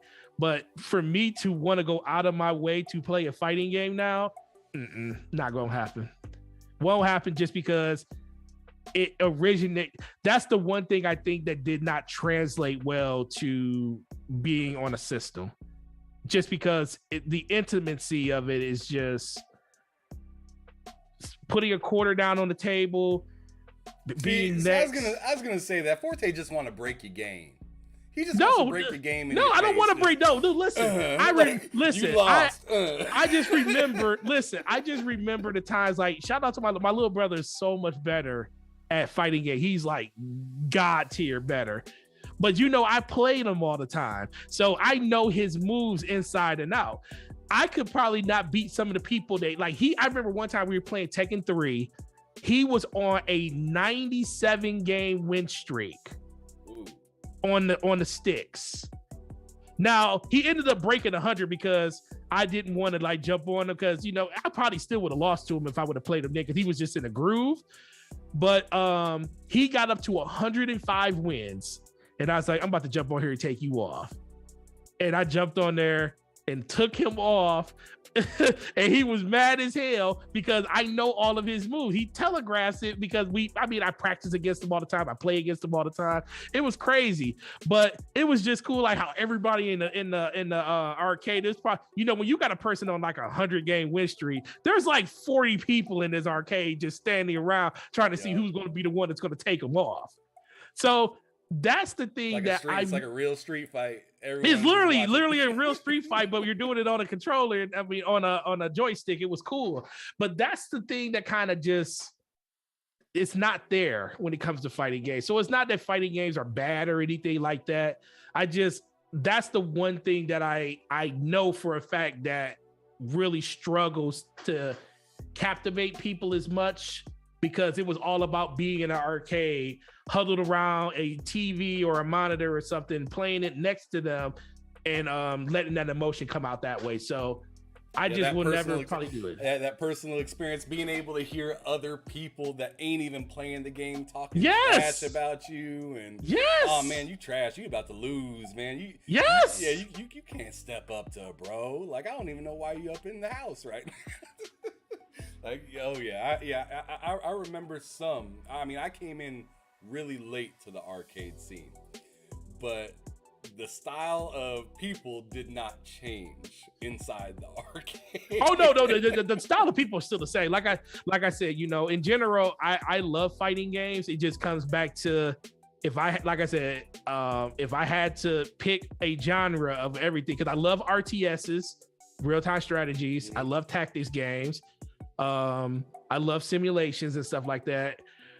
Racing is probably the next lowest thing, but then that's something that you could just do passively that really doesn't bother me anymore, especially when you got a game as good as Forza that makes it super easy to play. Fighting games, I can't even remember the last time I booted up a fighting game and played it, like, ever. It's probably been over years, but that would be the one for me. But I value the people that still enjoy playing them, knowing that you got massive input lag and the feeling of not sitting next to somebody and putting it in their face is not there, because that is part of the experience of beating somebody in a fighting game. It's like a street fight. Literally, you're fighting somebody in the game. The emotion isn't there that you need to actually hype yourself up to be as good as you want to be. So, in my opinion, at least. I mean, it kind of reminds me of when you'd have friends over, or like a group of homies over, and you'd be playing Madden and you'd have to be passing the sticks. And people are just yelling in your ear about how terrible you are and why'd you pick that team? That team ain't no good. You don't know what you in for, bruh. Yeah, you don't know what you in for. Let's go. All right, so what I'm gonna switch up the way that I worded this question when I sent it to you, because I feel like it'd be a little bit more interesting. I want you to tell me your game of the year last year first. Ooh, last year. Wow. Last year was interesting. Because did it have to come out last year? Yes. Okay, it had to come out last year. Last year for me, Death's Door. Death's Door. Yes. Okay. I love that was game. A lot of people's pick. That Everborn picked that game. Asterisk picked that game. A ton of people picked. It was I remember when we saw it for the first time, I was like, dude, a crow with a lightsaber in his hand. This cannot be nothing but good. And then when you played it, it felt amazing. And it's a game that two people made. I think that probably has a lot to do with the fact that has a lot to do with it. Like I value that somebody or two people had that much creativity where they can make a game that good and literally have it in a discussion against games that are 50 times, 100 times worth more than that when it comes to like the budget that they had. Like Tunic and stuff like that. Yeah, like Tunic. And Tunic is another example, because Tunic is in the same rail. I don't think Tunic as of right now is as good as Death's Door was. But Death's Door was double the support though. That's true. That's true. And Death's Door wasn't in Game Pass, so you actually had to buy that when it came out, where Tunic is in Game Pass. So so I think Tunic is going to get a little bit more of a fairer shake from a lot of people in the community due to more people being able to play it.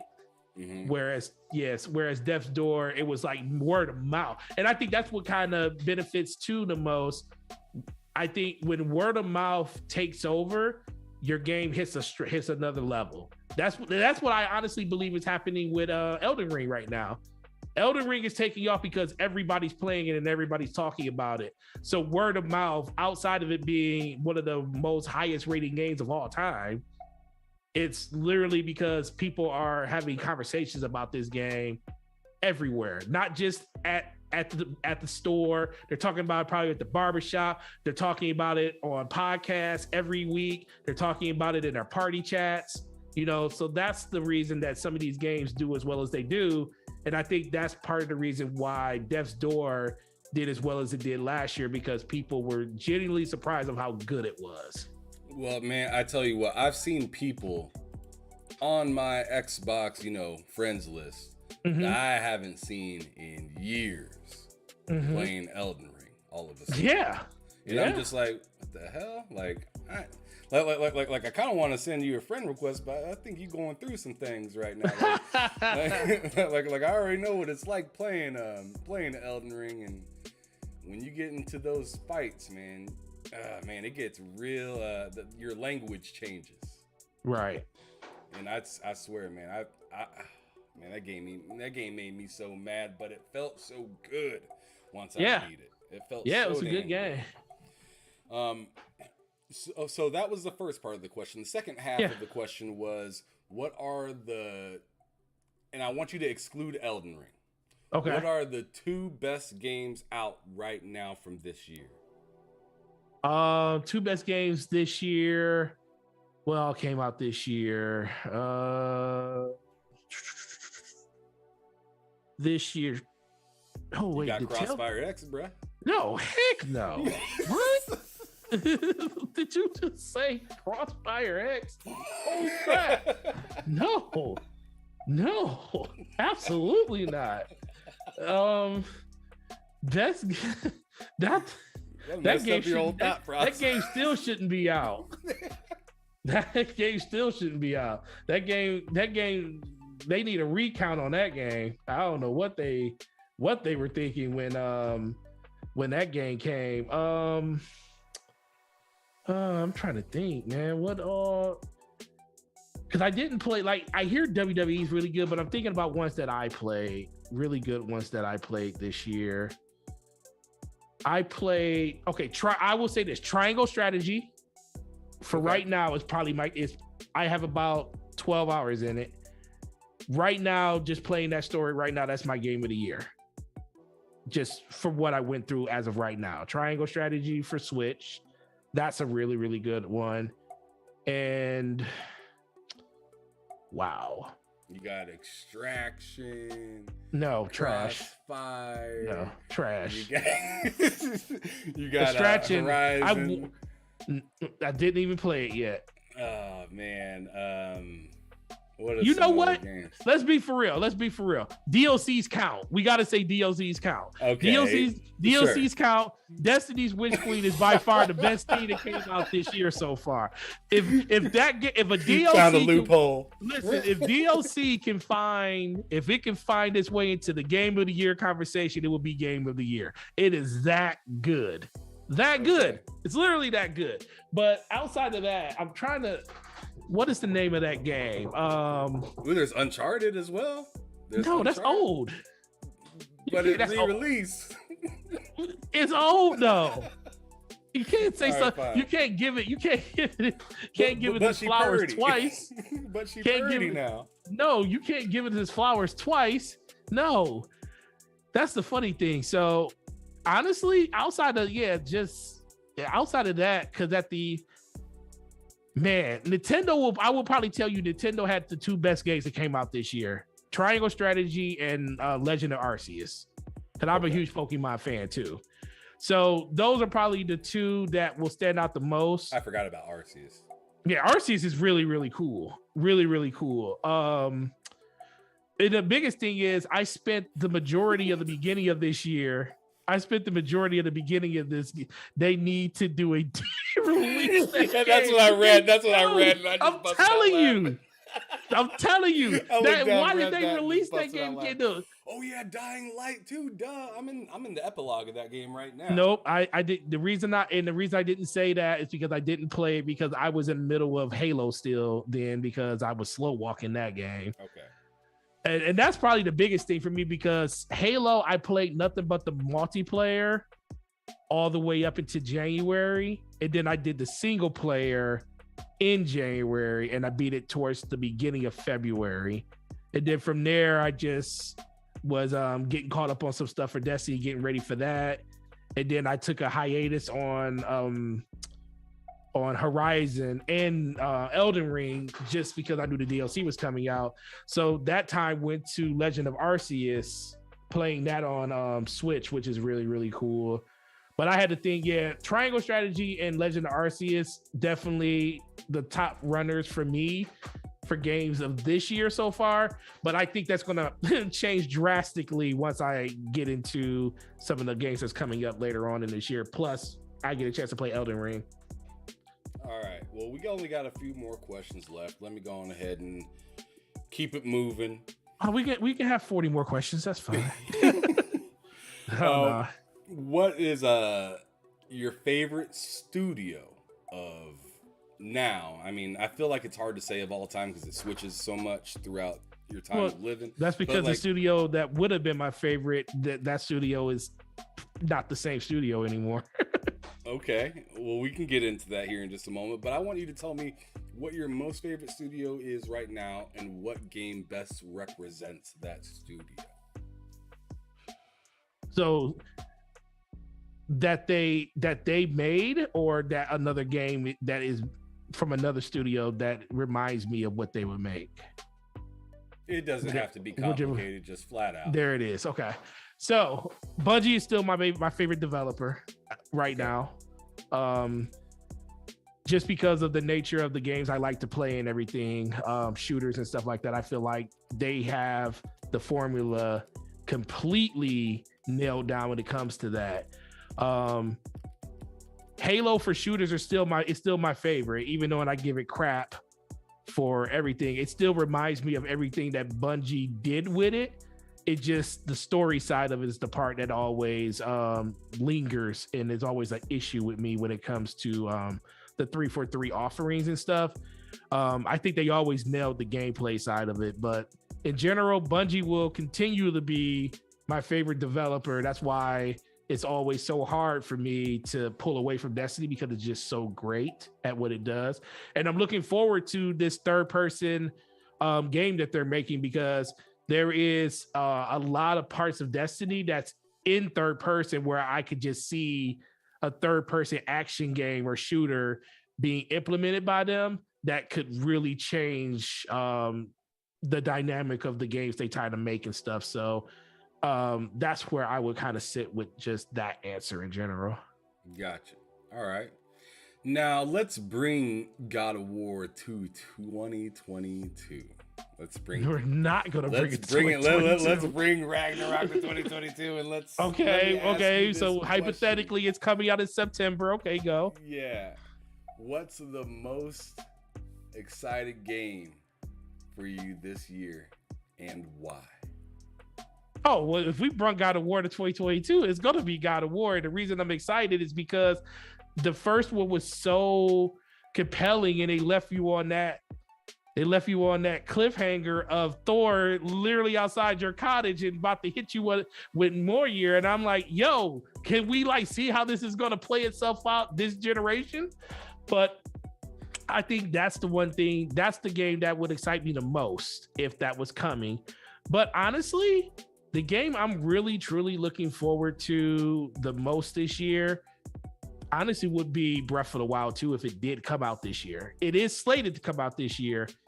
That's the one I'm looking more forward to, due to the fact that there was a lot of glaring things that was missing inside of the first one. Now that you sit back and you take a look at it from an open world perspective, how the world was as good as it was very empty to an extent. There wasn't a lot of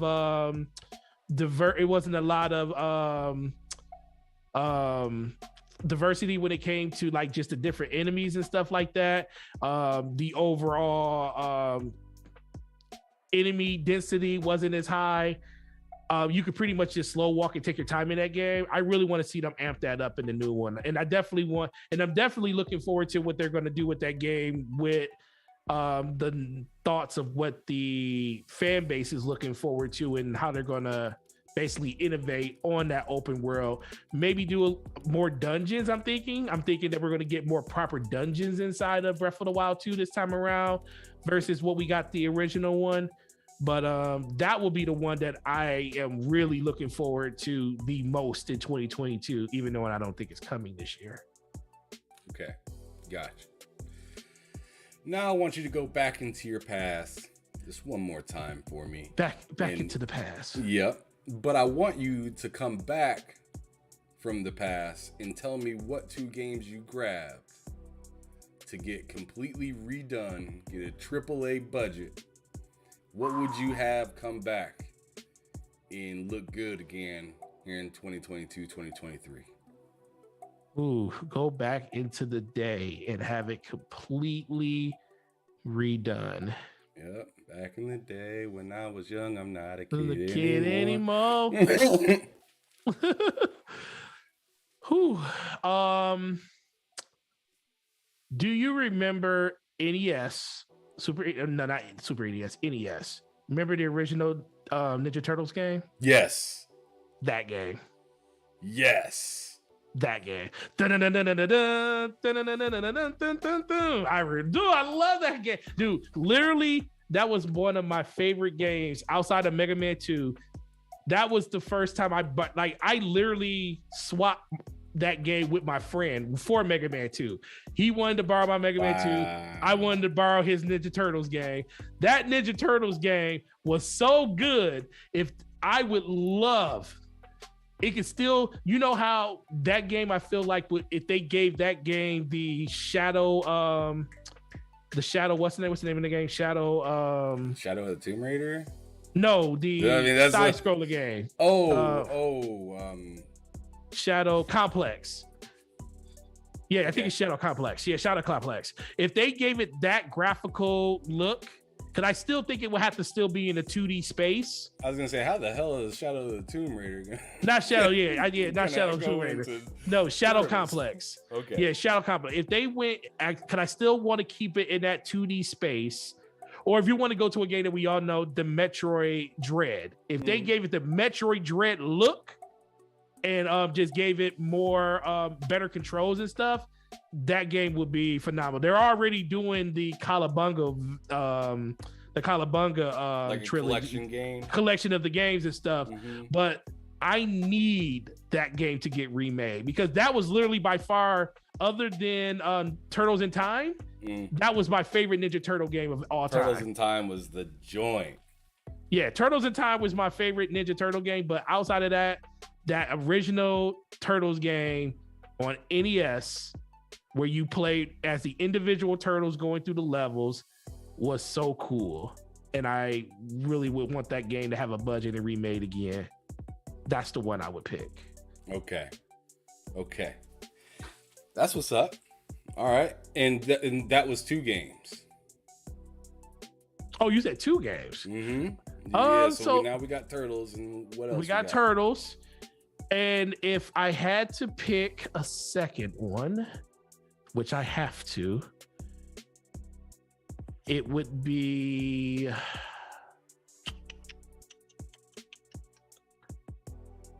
What is the name of that? You want to know a game that this is not a popular pick. Remember one of Xbox original OG's first foray into a not co-op, but a team-based game was? You know, remember Brute Force? Yes. I would want them to remake that game and do it right. Do it right. Because that game was horrible, but it had such promise. That game, because I remember playing that game, was like, this is so cool, but it's so bad. And it also goes back to my thoughts on Xbox especially having Game Pass and having access to all of these studios now and the portfolio of games that they have in their disposal. That's one game, and I know some people will be like, oh man, who the heck would want Brute first? I honestly believe they were onto something, because now that we're in the age of co-op, that will be a really, really good game to actually bring into a co-op space with the different powers and different enemies and stuff like that. I would actually want to see that game redone correctly. And it's mostly due to the fact that the game that I truly wanted them to redo, they already kind of did already. So They already did it. They already did it with Master Chief, which was Halo 2. They kind of did it already. And then Mass It looks Effect. way better when you Oh, it look at the looks way cutscenes. better. It's Yeah, insane. yeah, it looks Like when you hit that back button to go back and Oh yeah, forth. you just like, You're what just is like, my this? eyes. Oh god, the boxes, the square angles, and it's like, where's the circular pieces? Yeah, remember the ceremony when they were doing the when they were giving the medals out? yeah, at the very beginning of the game. Oh Oh, it was my bad. God, when you switched back, you're just like, oh, good God, this is terrible. It felt like you were literally going from like Series X to like 64 or something like Nintendo 64 or something crazy like that. But like the jump felt just tremendous. Yeah, it was pretty remarkable how crazy of a jump it was when you hit that back button to go back and forth. But like I said, and I mean, this is something we talked about on Scumcast probably a month or a month and a half ago, where we talked about games that we want to have redone. And the thing I said on there is I copped out because I said, well, the games I wanted them to remake, they kind of did. Honestly, Mass Effect will probably be the number one game of all time I would want them to redo again. They just pretty much made it 60 frames per second on Xbox and PlayStation now, and it has a little bit better gameplay. I would want basically a full remake of that game, pretty much like how they did the original one. And they ain't even really fully remake the first one either. So they just knocked down some walls and stuff like that, but it was okay. But I'm gonna hop in this conversation real quick and just say games that I kind of want brought I back. will tell. I just thought about continue real quick. I just thought about. I just see this is the thing that just popped in my head. Well, I'm curious, what's happening? BioShock Infinite. Wow. I would love to get BioShock Infinite remade. I love the first and the second one. Second one not as much as the first one, because the second one wasn't even done by Rational Games. But the culmination of everything that happened in that third game was so mind-blowing that I was like, this is before I worked at GameStop. I was literally going into GameStop to talk to the people working there to say, yo, what did you think of this ending? What did you think about this? Asking and talking to people in the store about it. It was so crazy, and I loved it so much. I had to just talk to everybody about it. They had some awkward moments in that game. Many awkward moments in that game. But now when I sit there and I think about it, because I booted that game up on my PC probably about 3 or 4 months ago. And I saw, and that's what made me think about your question when you just said it. I was like, I said, I really wish they redid this game. I said, just they did do the trilogy or the complete edition where they basically put everything at 60 frames per second. So that was pretty much all they did with the frame rate boost and stuff like that. But a complete redo of those games would be amazing, because I think those stories are something that people probably forgot, and how great the BioShock series was. Yeah, there's some sick people in that game. Yes.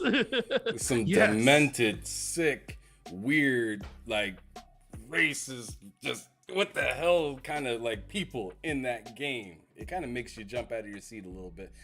But I kind of wanted to get to I wanted to get to telling you the two that I thought that should be brought up. I don't do this every episode, but every once in a while I kind of come up with two old games that I'd really like to be brought back. The first one I'm gonna say, which is probably obvious if you kind of know me, I like my sports games. Bring back NFL 2K5. Absolutely. Except make it 2023 and just tell EA Sports to kick rocks for a few years. Come back when you're ready to actually take it serious. Right. And then the second game, which is maybe, I don't know how many people heard of this game, but I absolutely loved it. Conflict Desert Storm, Conflict Vietnam, Conflict Back to Baghdad. I wish they would somehow, they don't have to smush those games together because those are totally different time periods. But I want one of those games remade, because the ability to be able to switch different characters and play co-op at the same time, to me was amazing.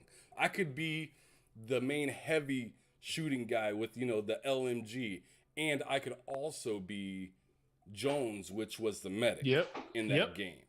And then my other buddy could be a sniper and a mid-range. And it was, or not a mid-range, but a sniper and like a shot, or I guess the shotgun guy went with the medical. But you see what I'm saying. There was 4 different characters, and each person had 2 characters to choose from, and you just did war stuff, and you could choose to leave a character somewhere and then go to the other character and continue like setting mines and whatnot. I thought that game was just amazing for its time. And like I said, I was listening to Tupac while I was playing it because of the HDR, or not the HDR, the hard drive in the original Xbox. So that game blew my mind, and I definitely would play it again if they could update and make everything look a lot smoother, a lot cleaner. Because I mean, you go back and play that game now, it's pretty boxy looking. Pretty boxy. Is there any games that you go back and do play every once in a while? Yeah, Which one? Absolutely. What's your favorite one to do? One of my favorite ones of all time is Scarface. The World Is Yours. I still play Cruising USA, Mario 64. Okay. Let's see, Sonic Adventure on my Dreamcast. I recently beat that game again. Got Shenmue on there. Been messing around with that a little bit. I just play games, really. I like mostly I like to play my old nostalgia games that I loved playing when I was a kid, but every once in a while I'll find myself picking up a game that I ain't never played before, hence to this right here, God of War. I want to get through these and understand the differences between the 2018 and the older ones, because from what it looks like, this dude moved a lot better. Yeah. In this game. Yeah. But in the new one, it feels very like, I feel like it's just like I'm playing as Triple H everywhere, and I just can't really like move that well.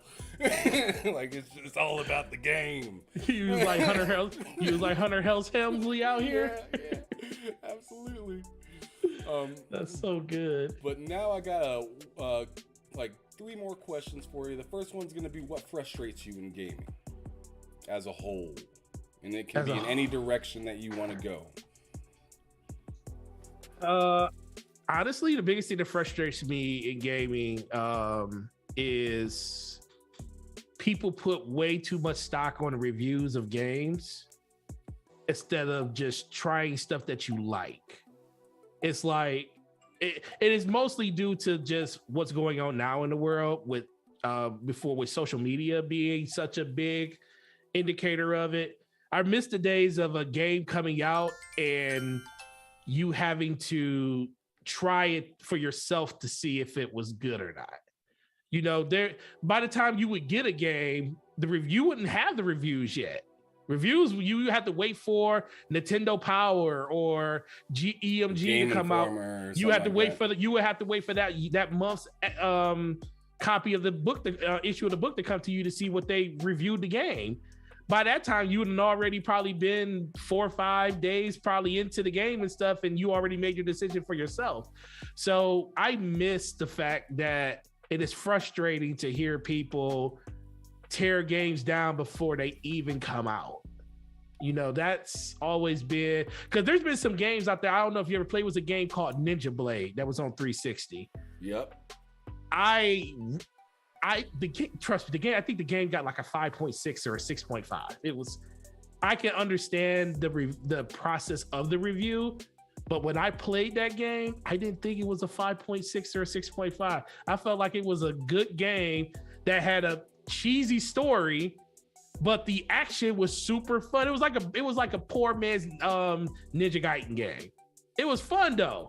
And I always remember that game as the litmus test to me, saying all games aren't, like, games that people say are bad really aren't bad. They just probably just didn't enjoy it as somebody else will. And I think that's the one thing that frustrates me the most inside of just gaming in general.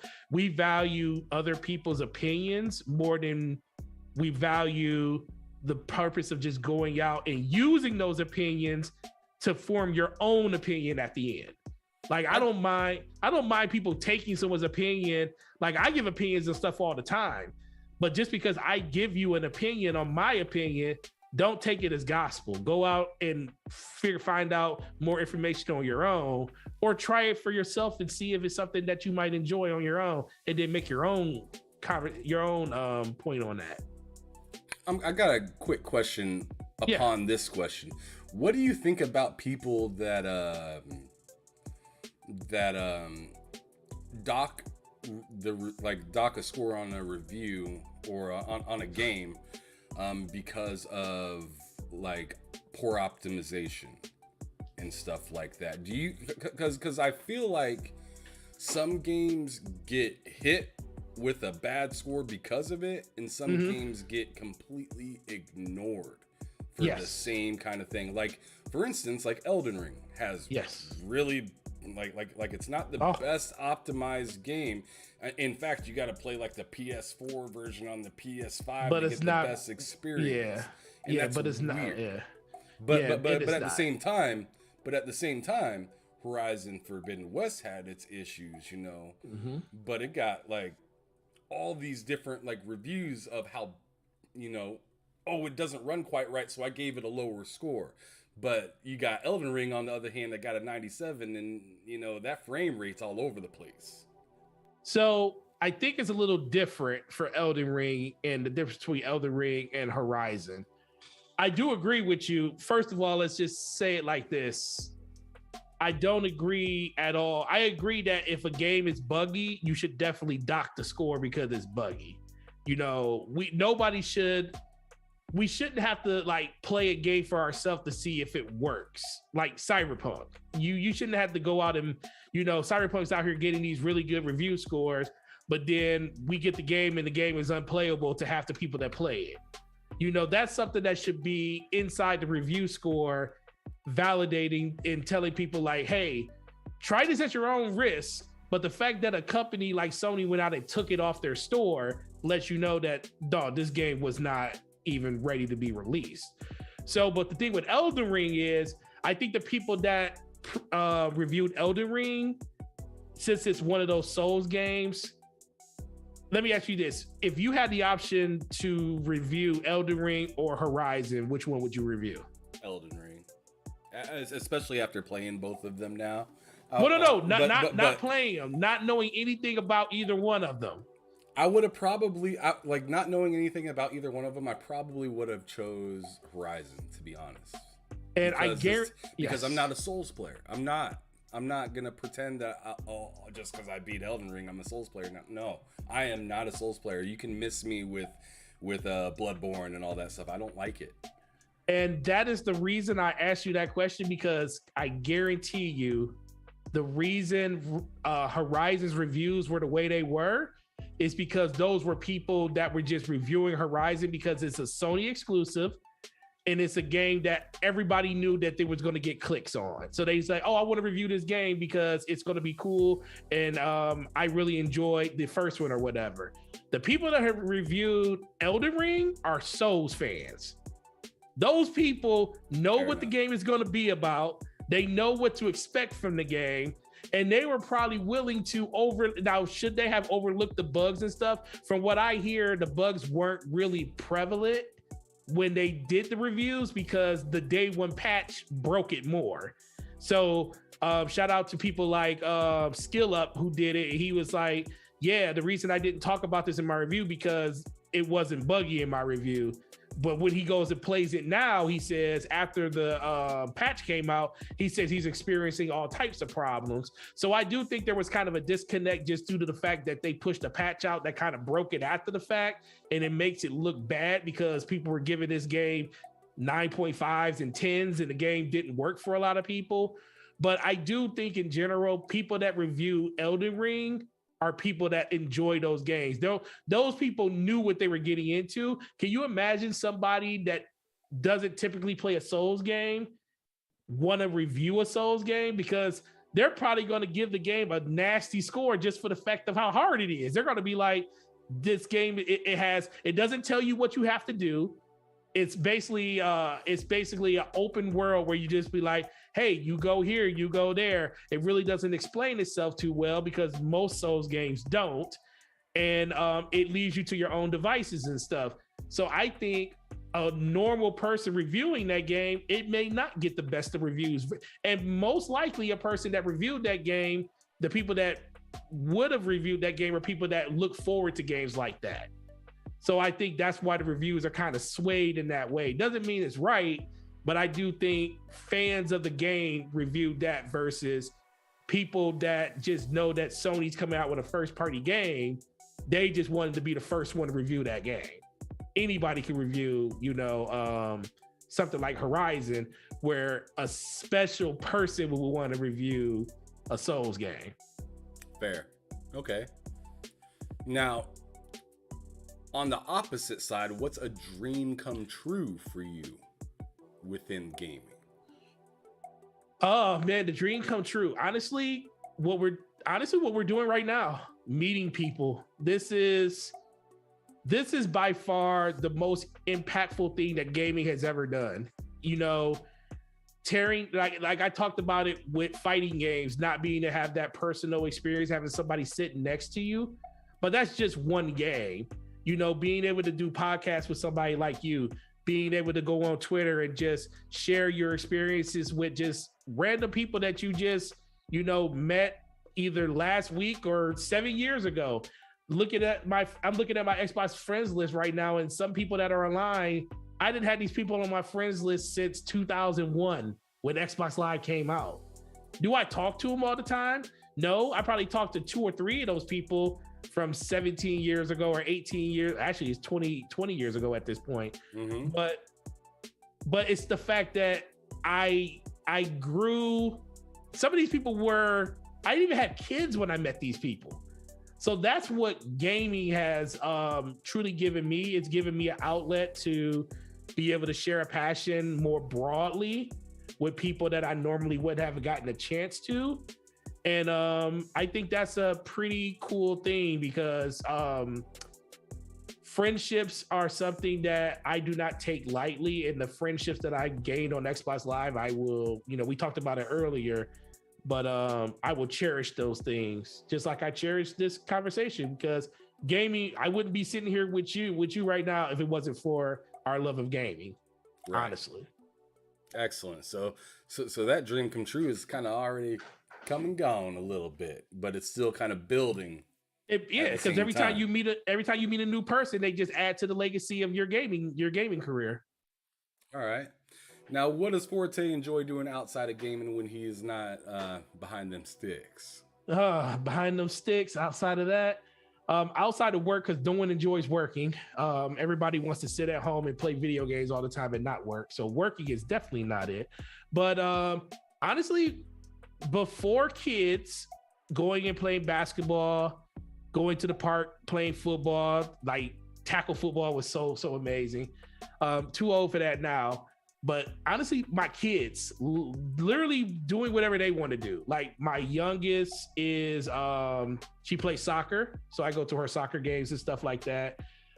We have a basketball rim that we put up like late last year at our house and stuff. So teaching her how to shoot and stuff outside. So spending as much time with my kids as possible, because I do dedicate a lot of time to like YouTube, Twitter, talking to people like you, flexing inside the community and stuff like that. It's kind of, it's just it's fun. But ultimately, the fun thing for me is just watching my kids come up in it. So my daughter, my oldest, she's a huge Mortal Kombat fan. Like, remember I was telling you about fighting game? I can't, she does it every day. Her favorite game is Mortal Kombat 11. Every day. All she does is complain about when they gonna come out with Mortal Kombat 12. Loves it. She's probably upstairs playing it right now. Well, she's asleep right now because school tomorrow. But she's super into it. And she's like literally the carbon copy of me when it comes to gaming. Whereas my youngest is more of an outdoors person. She does play games pretty regularly, but she'll go doing stuff like running track, and she's playing soccer, and she loves doing safety patrol. She's doing safety patrol right now for her 5th grade year. She loves it. She loves helping the little kids to their bus and stuff like that. And it's pretty really cool. Yeah, it's pretty cool watching your kids grow up and do cool things like that, stuff that you did when you were younger. So that's probably the most exciting thing, just seeing them grow up. Let me tell you one funny story. So my youngest daughter, I was dropping her off at school, and she said, "Hey, Dad, what do you think about what's going on in Ukraine?" So she's 10, by the way, and I'm like, what? First of all, who have you been talking to? And I said, second of all, why? She's like, "Cause I'm just interested." I said, "Well, you tell me.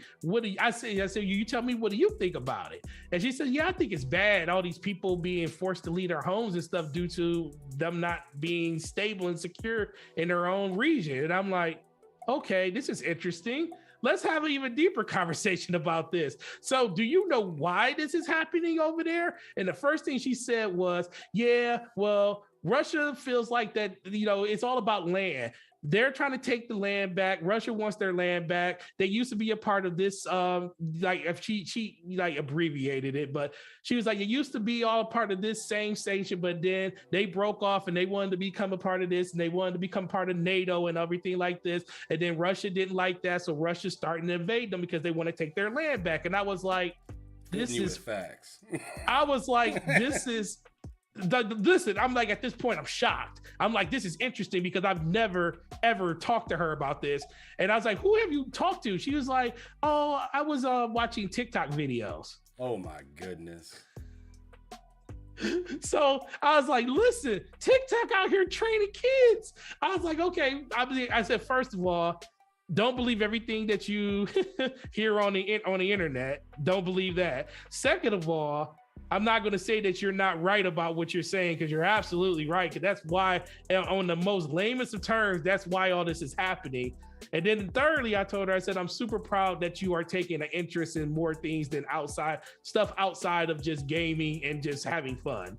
Because that was really cool, just hearing her break that down like she did in this little 10-minute drive to school. I probably was never prouder of my daughter that day, other than the day she was born, because you always want your kids to grow up and actually have an understanding about what's happening in the world. And it was cool just to hear her like kind of spit some knowledge like that real quick. And I was like, oh, I'm kind of proud of you, but don't listen to everything you hear on the internet. That's crazy though, that you got a kiddo reciting real issues within the world at 10 at that age. Like it's like, man, I was over here thinking that all you cared about was yourself and trying to get a cookie before you went to bed. Right. Like, yeah, how much money is Daddy gonna put in my Cash App today for Roblox? That's what I was thinking. Yeah, that's insane, bro. Yeah, crazy. But moving on, right at the end, I'm just kind of curious. Do you have any questions for me before we go to the end? Yeah. Okay, so first of all, what was the driving force for you to make this YouTube channel and to start your development to doing podcasts and interviews and stuff? What made you want to do it? One big thing is I don't live near any people that I grew up with, family. I'm in Kansas City, Missouri, essentially. And I grew up in Lincoln, Nebraska. Also lived in Texas, lived in Fort Worth in Texas, and then also in Denver, Colorado for 5 years. And, jumping around and stuff like that as an adult, it's hard to make new friends that you can count on, rely on, be able to kick it with on a regular basis. And being a grown-up, you ain't trying to really kick it with people on a regular basis anyways anymore, because you got your own stuff that you got to deal with. So when I moved to Denver from Lincoln, Nebraska, where I'm from, I ended up meeting my future wife there. We ended up having a kid. She was into gaming, not near like I am, but she really enjoyed gaming. Her dad really enjoyed gaming.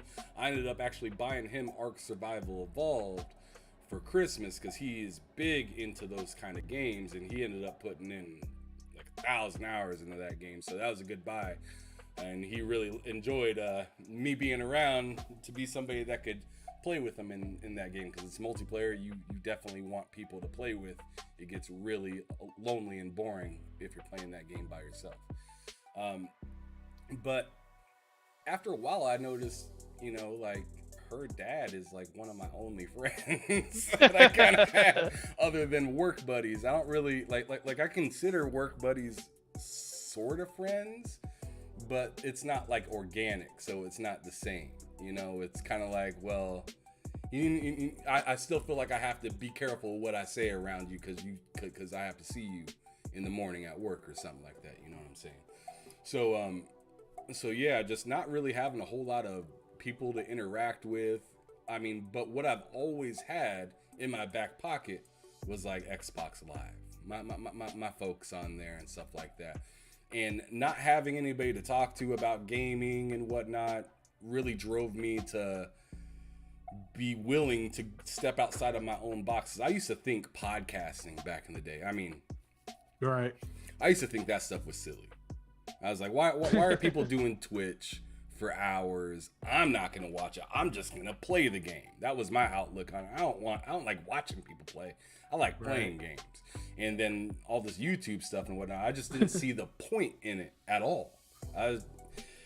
I was just thinking, the people that are making YouTube are popular already. Well, they're doing their thing. I'm just, a gamer. But here around the time that the PS5 and the Xbox got announced and everything for this last generation, I got really excited because I had saved up a grip of money to be able to buy pretty much whatever console and whatever games I wanted to get. From the tips from my job, because I was an indoor skydiving instructor. I used to teach people how to fly inside of a wind tunnel. Oh, that's cool. Yeah, it was pretty crazy. I had a pretty eventful job, really fun. I was a coach until they stopped allowing people to coach off the clock there. So now you have to essentially work there to be a coach. So I'm no longer a coach there anymore. But I absolutely loved it, and that was a great way for me to meet people as well. So once that kind of got taken away from me, I'm just kind of sitting there like, what do I do? And I look around, I got my PS5, I got an Xbox Series X. Only thing I'm missing is a PC. From my standpoint, I want to be as involved in gaming as possible because I don't got nobody to kick it with anyways. All I got is, I got a family that I take care of. Yeah. But when they go to bed, I get bored. Same. So that was kind of my way into it. I ended up staying the night, kind of like what you did at Best Buy. I stayed the night at Micro Center. Oh, fat. Let's go. I stayed the night at Micro Center. Let's go. And was third in line. And I bought a 3080. Woo!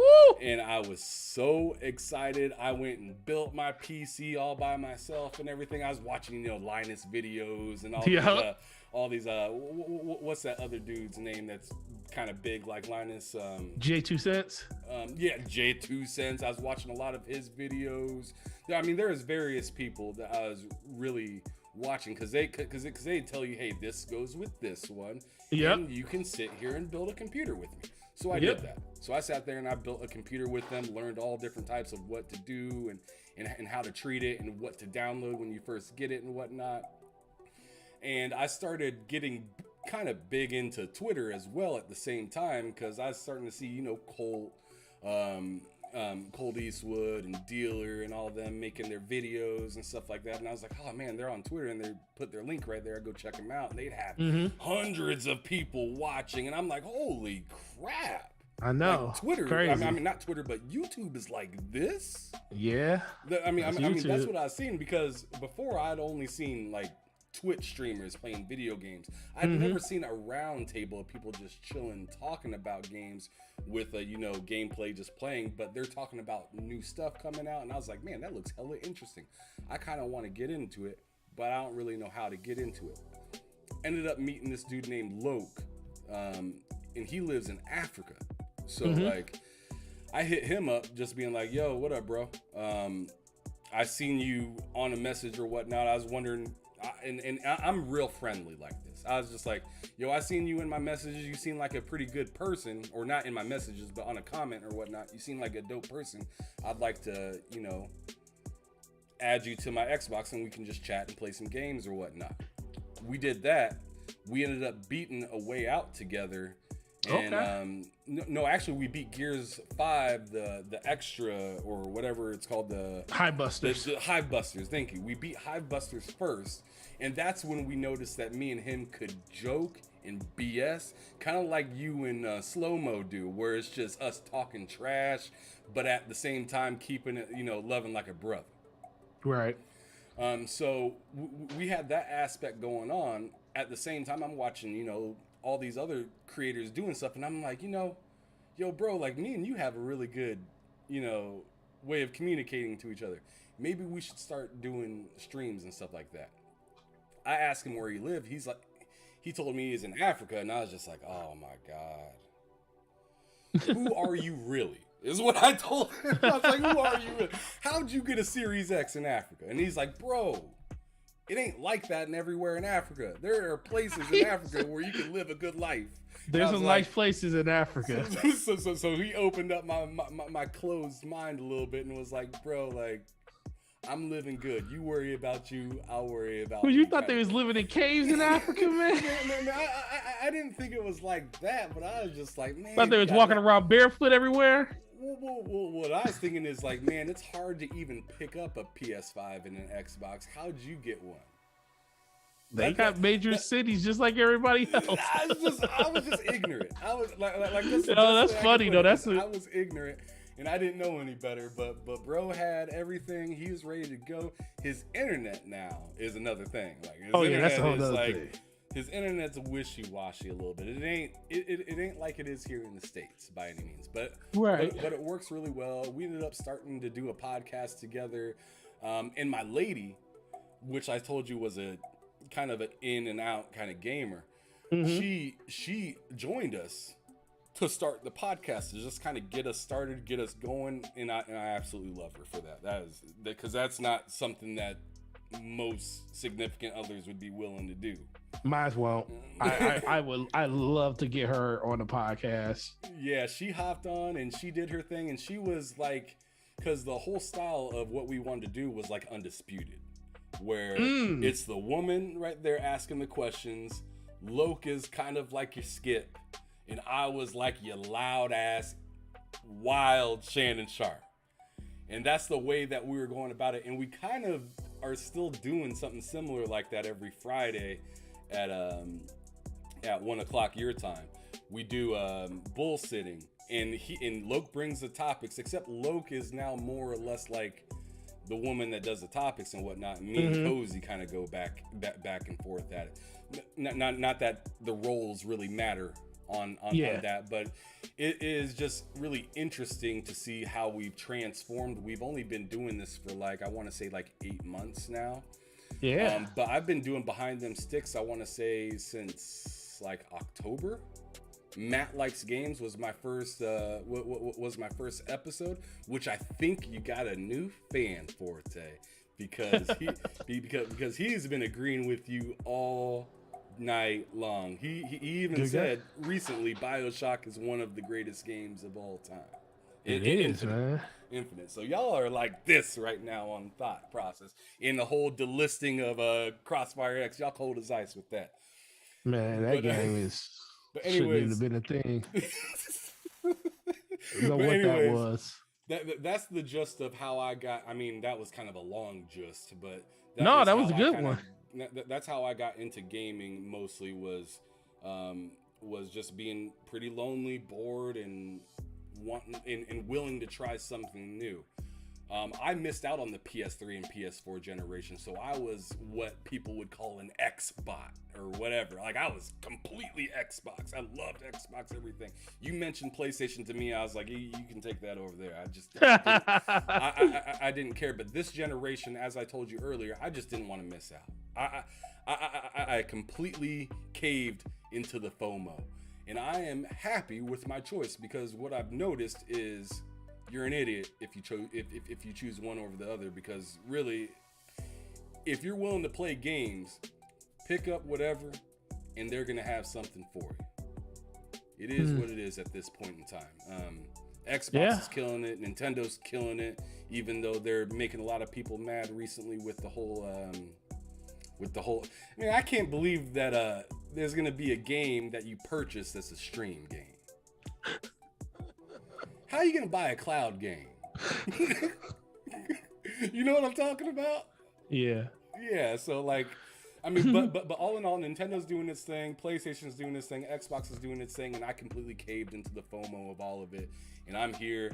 I see those 2 Switches behind you. Yeah, they need to get off the shelf. They just been kicking it there for a what you do? Took one for your kid, so you can't have it no more. So my lady, so my lady bought Pokemon for the kiddo. We moved, and I just put it up there. I haven't moved them since we moved. How long you been there? Since mid December.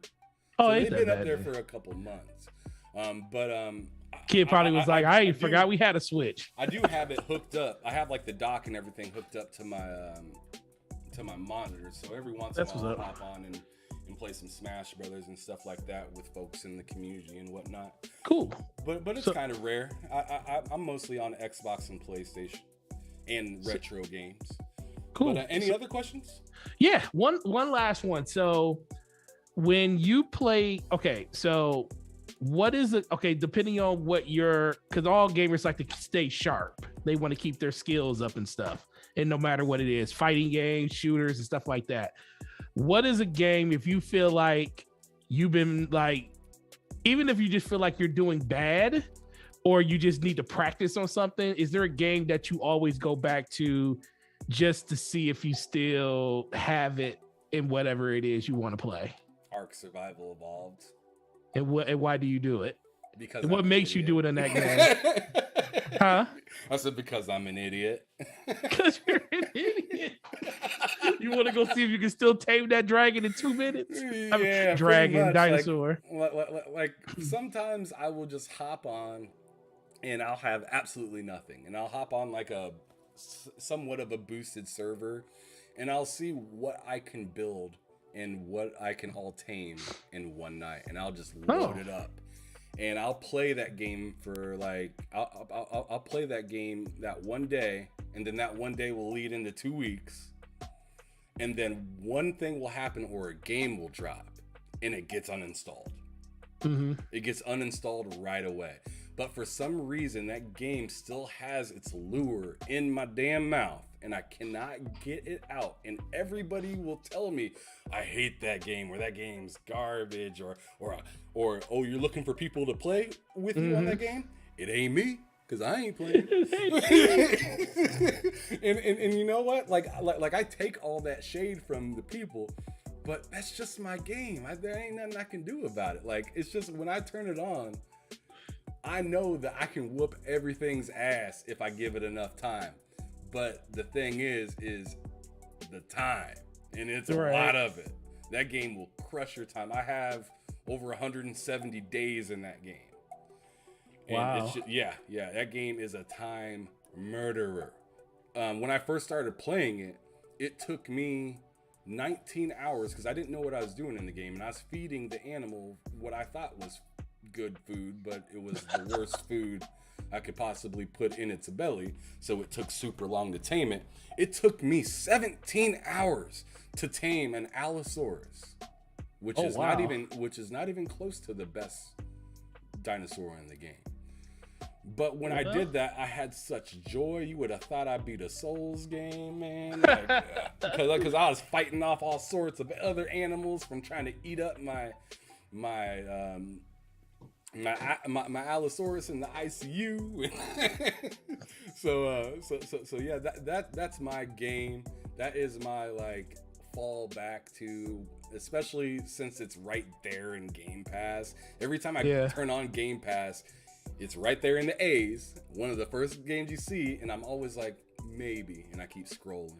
But every once in a while, that maybe turns into a yes. Yeah.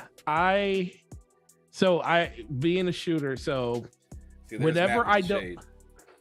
so There's when- Matt with the shade. so for me, that's real interesting because it's kind of the same way with me. Whenever I don't play, like say if I, matter of fact, I did it when I played God of War. I do it pretty much when I play any game that's not a shooter for a while. Like so when I play Elden Ring, when I end up, probably putting well over 100 hours into it. When I go back to play something else like Destiny or any type of shooter or even Halo, I always boot up Modern Warfare, the first Modern Warfare Call of Duty. And I always I have the save for the Mile High Club achievement, which is the very end of the game where you have to save the president, save the president on the plane. And you have to go through all 3 floors, and I think it's less than 45 seconds. Oh my goodness. Yeah, it's called the Mile High. It's an achievement. It's called the Mile High achievement, and you had to save the president before the timer ran out, and get off the plane, all in 45 seconds. That achievement took me probably 4 or 5 hours of consistent play back in 2009 when I got it. And I always go back and play that because the reaction time you need in order to go from floor to floor, it's like a bunch of snapshots. Like you gotta run up to the door, melee the first person, slide into the next room, shoot the 2 people inside of the, like, it's like all like bing, bing, bing, bing, bing. You gotta be like progressing through the plane. It turns into a Neo moment. Yeah, basically without stopping. So whenever I feel like I'm slow, like in my reaction time, I always load that up and do it. And I'll do that until I can beat it. Because that's when I know I am at least a point.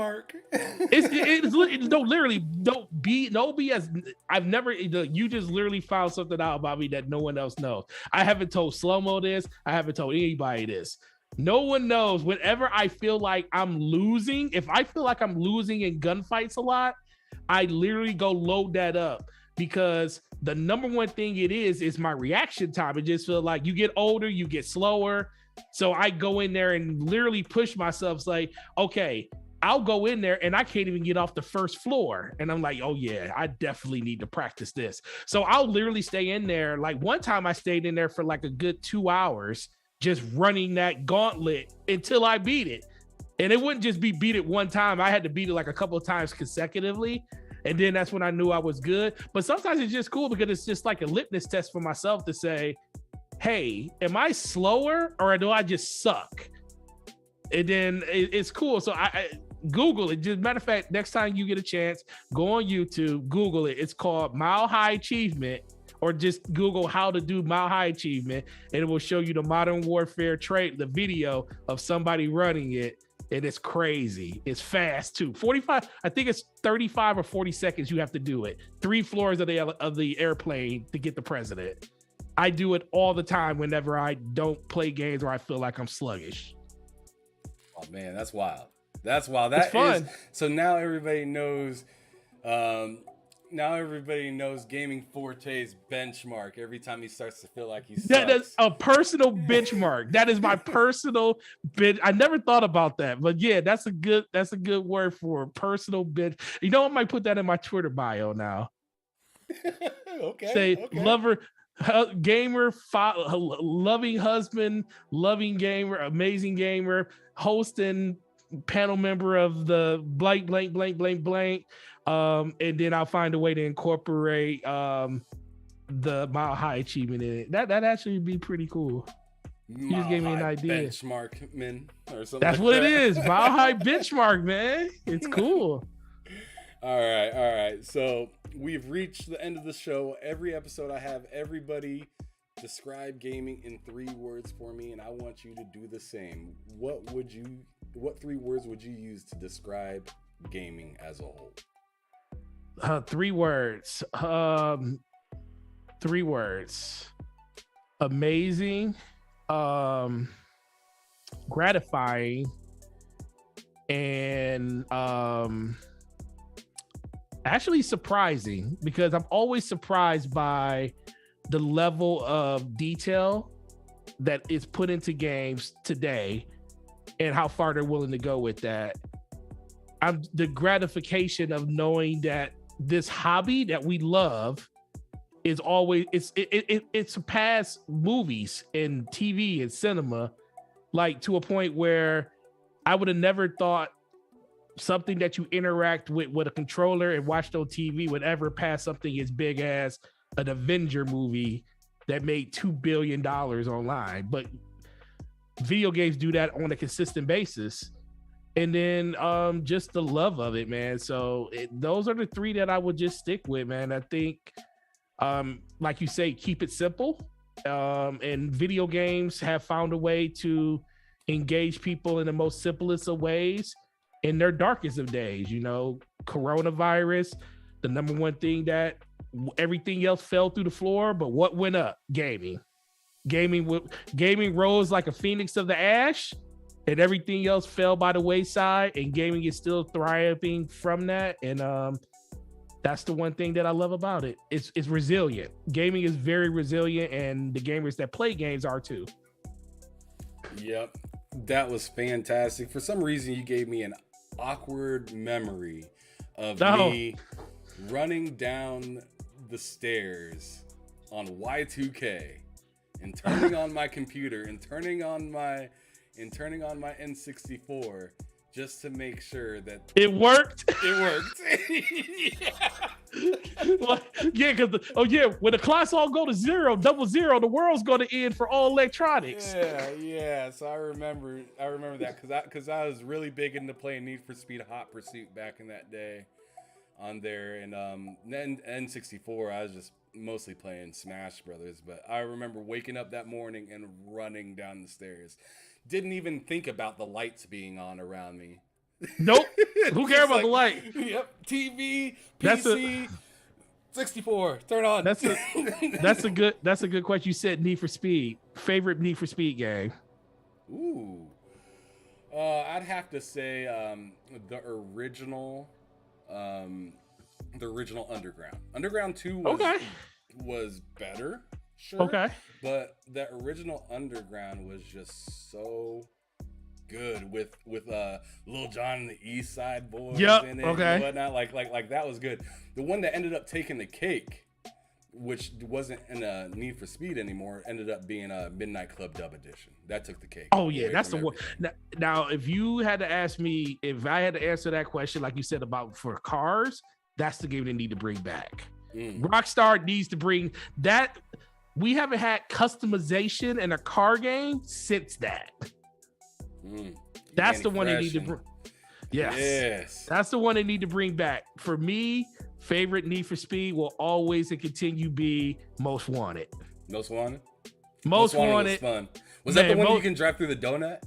Yes, you got to the donut. It is the one where you had the top tier, the tier list. You had to get the Razor and fight him in the BMW and take his car. It was great. It was amazing, and it was the first game that I got the 1,000 on Xbox 360.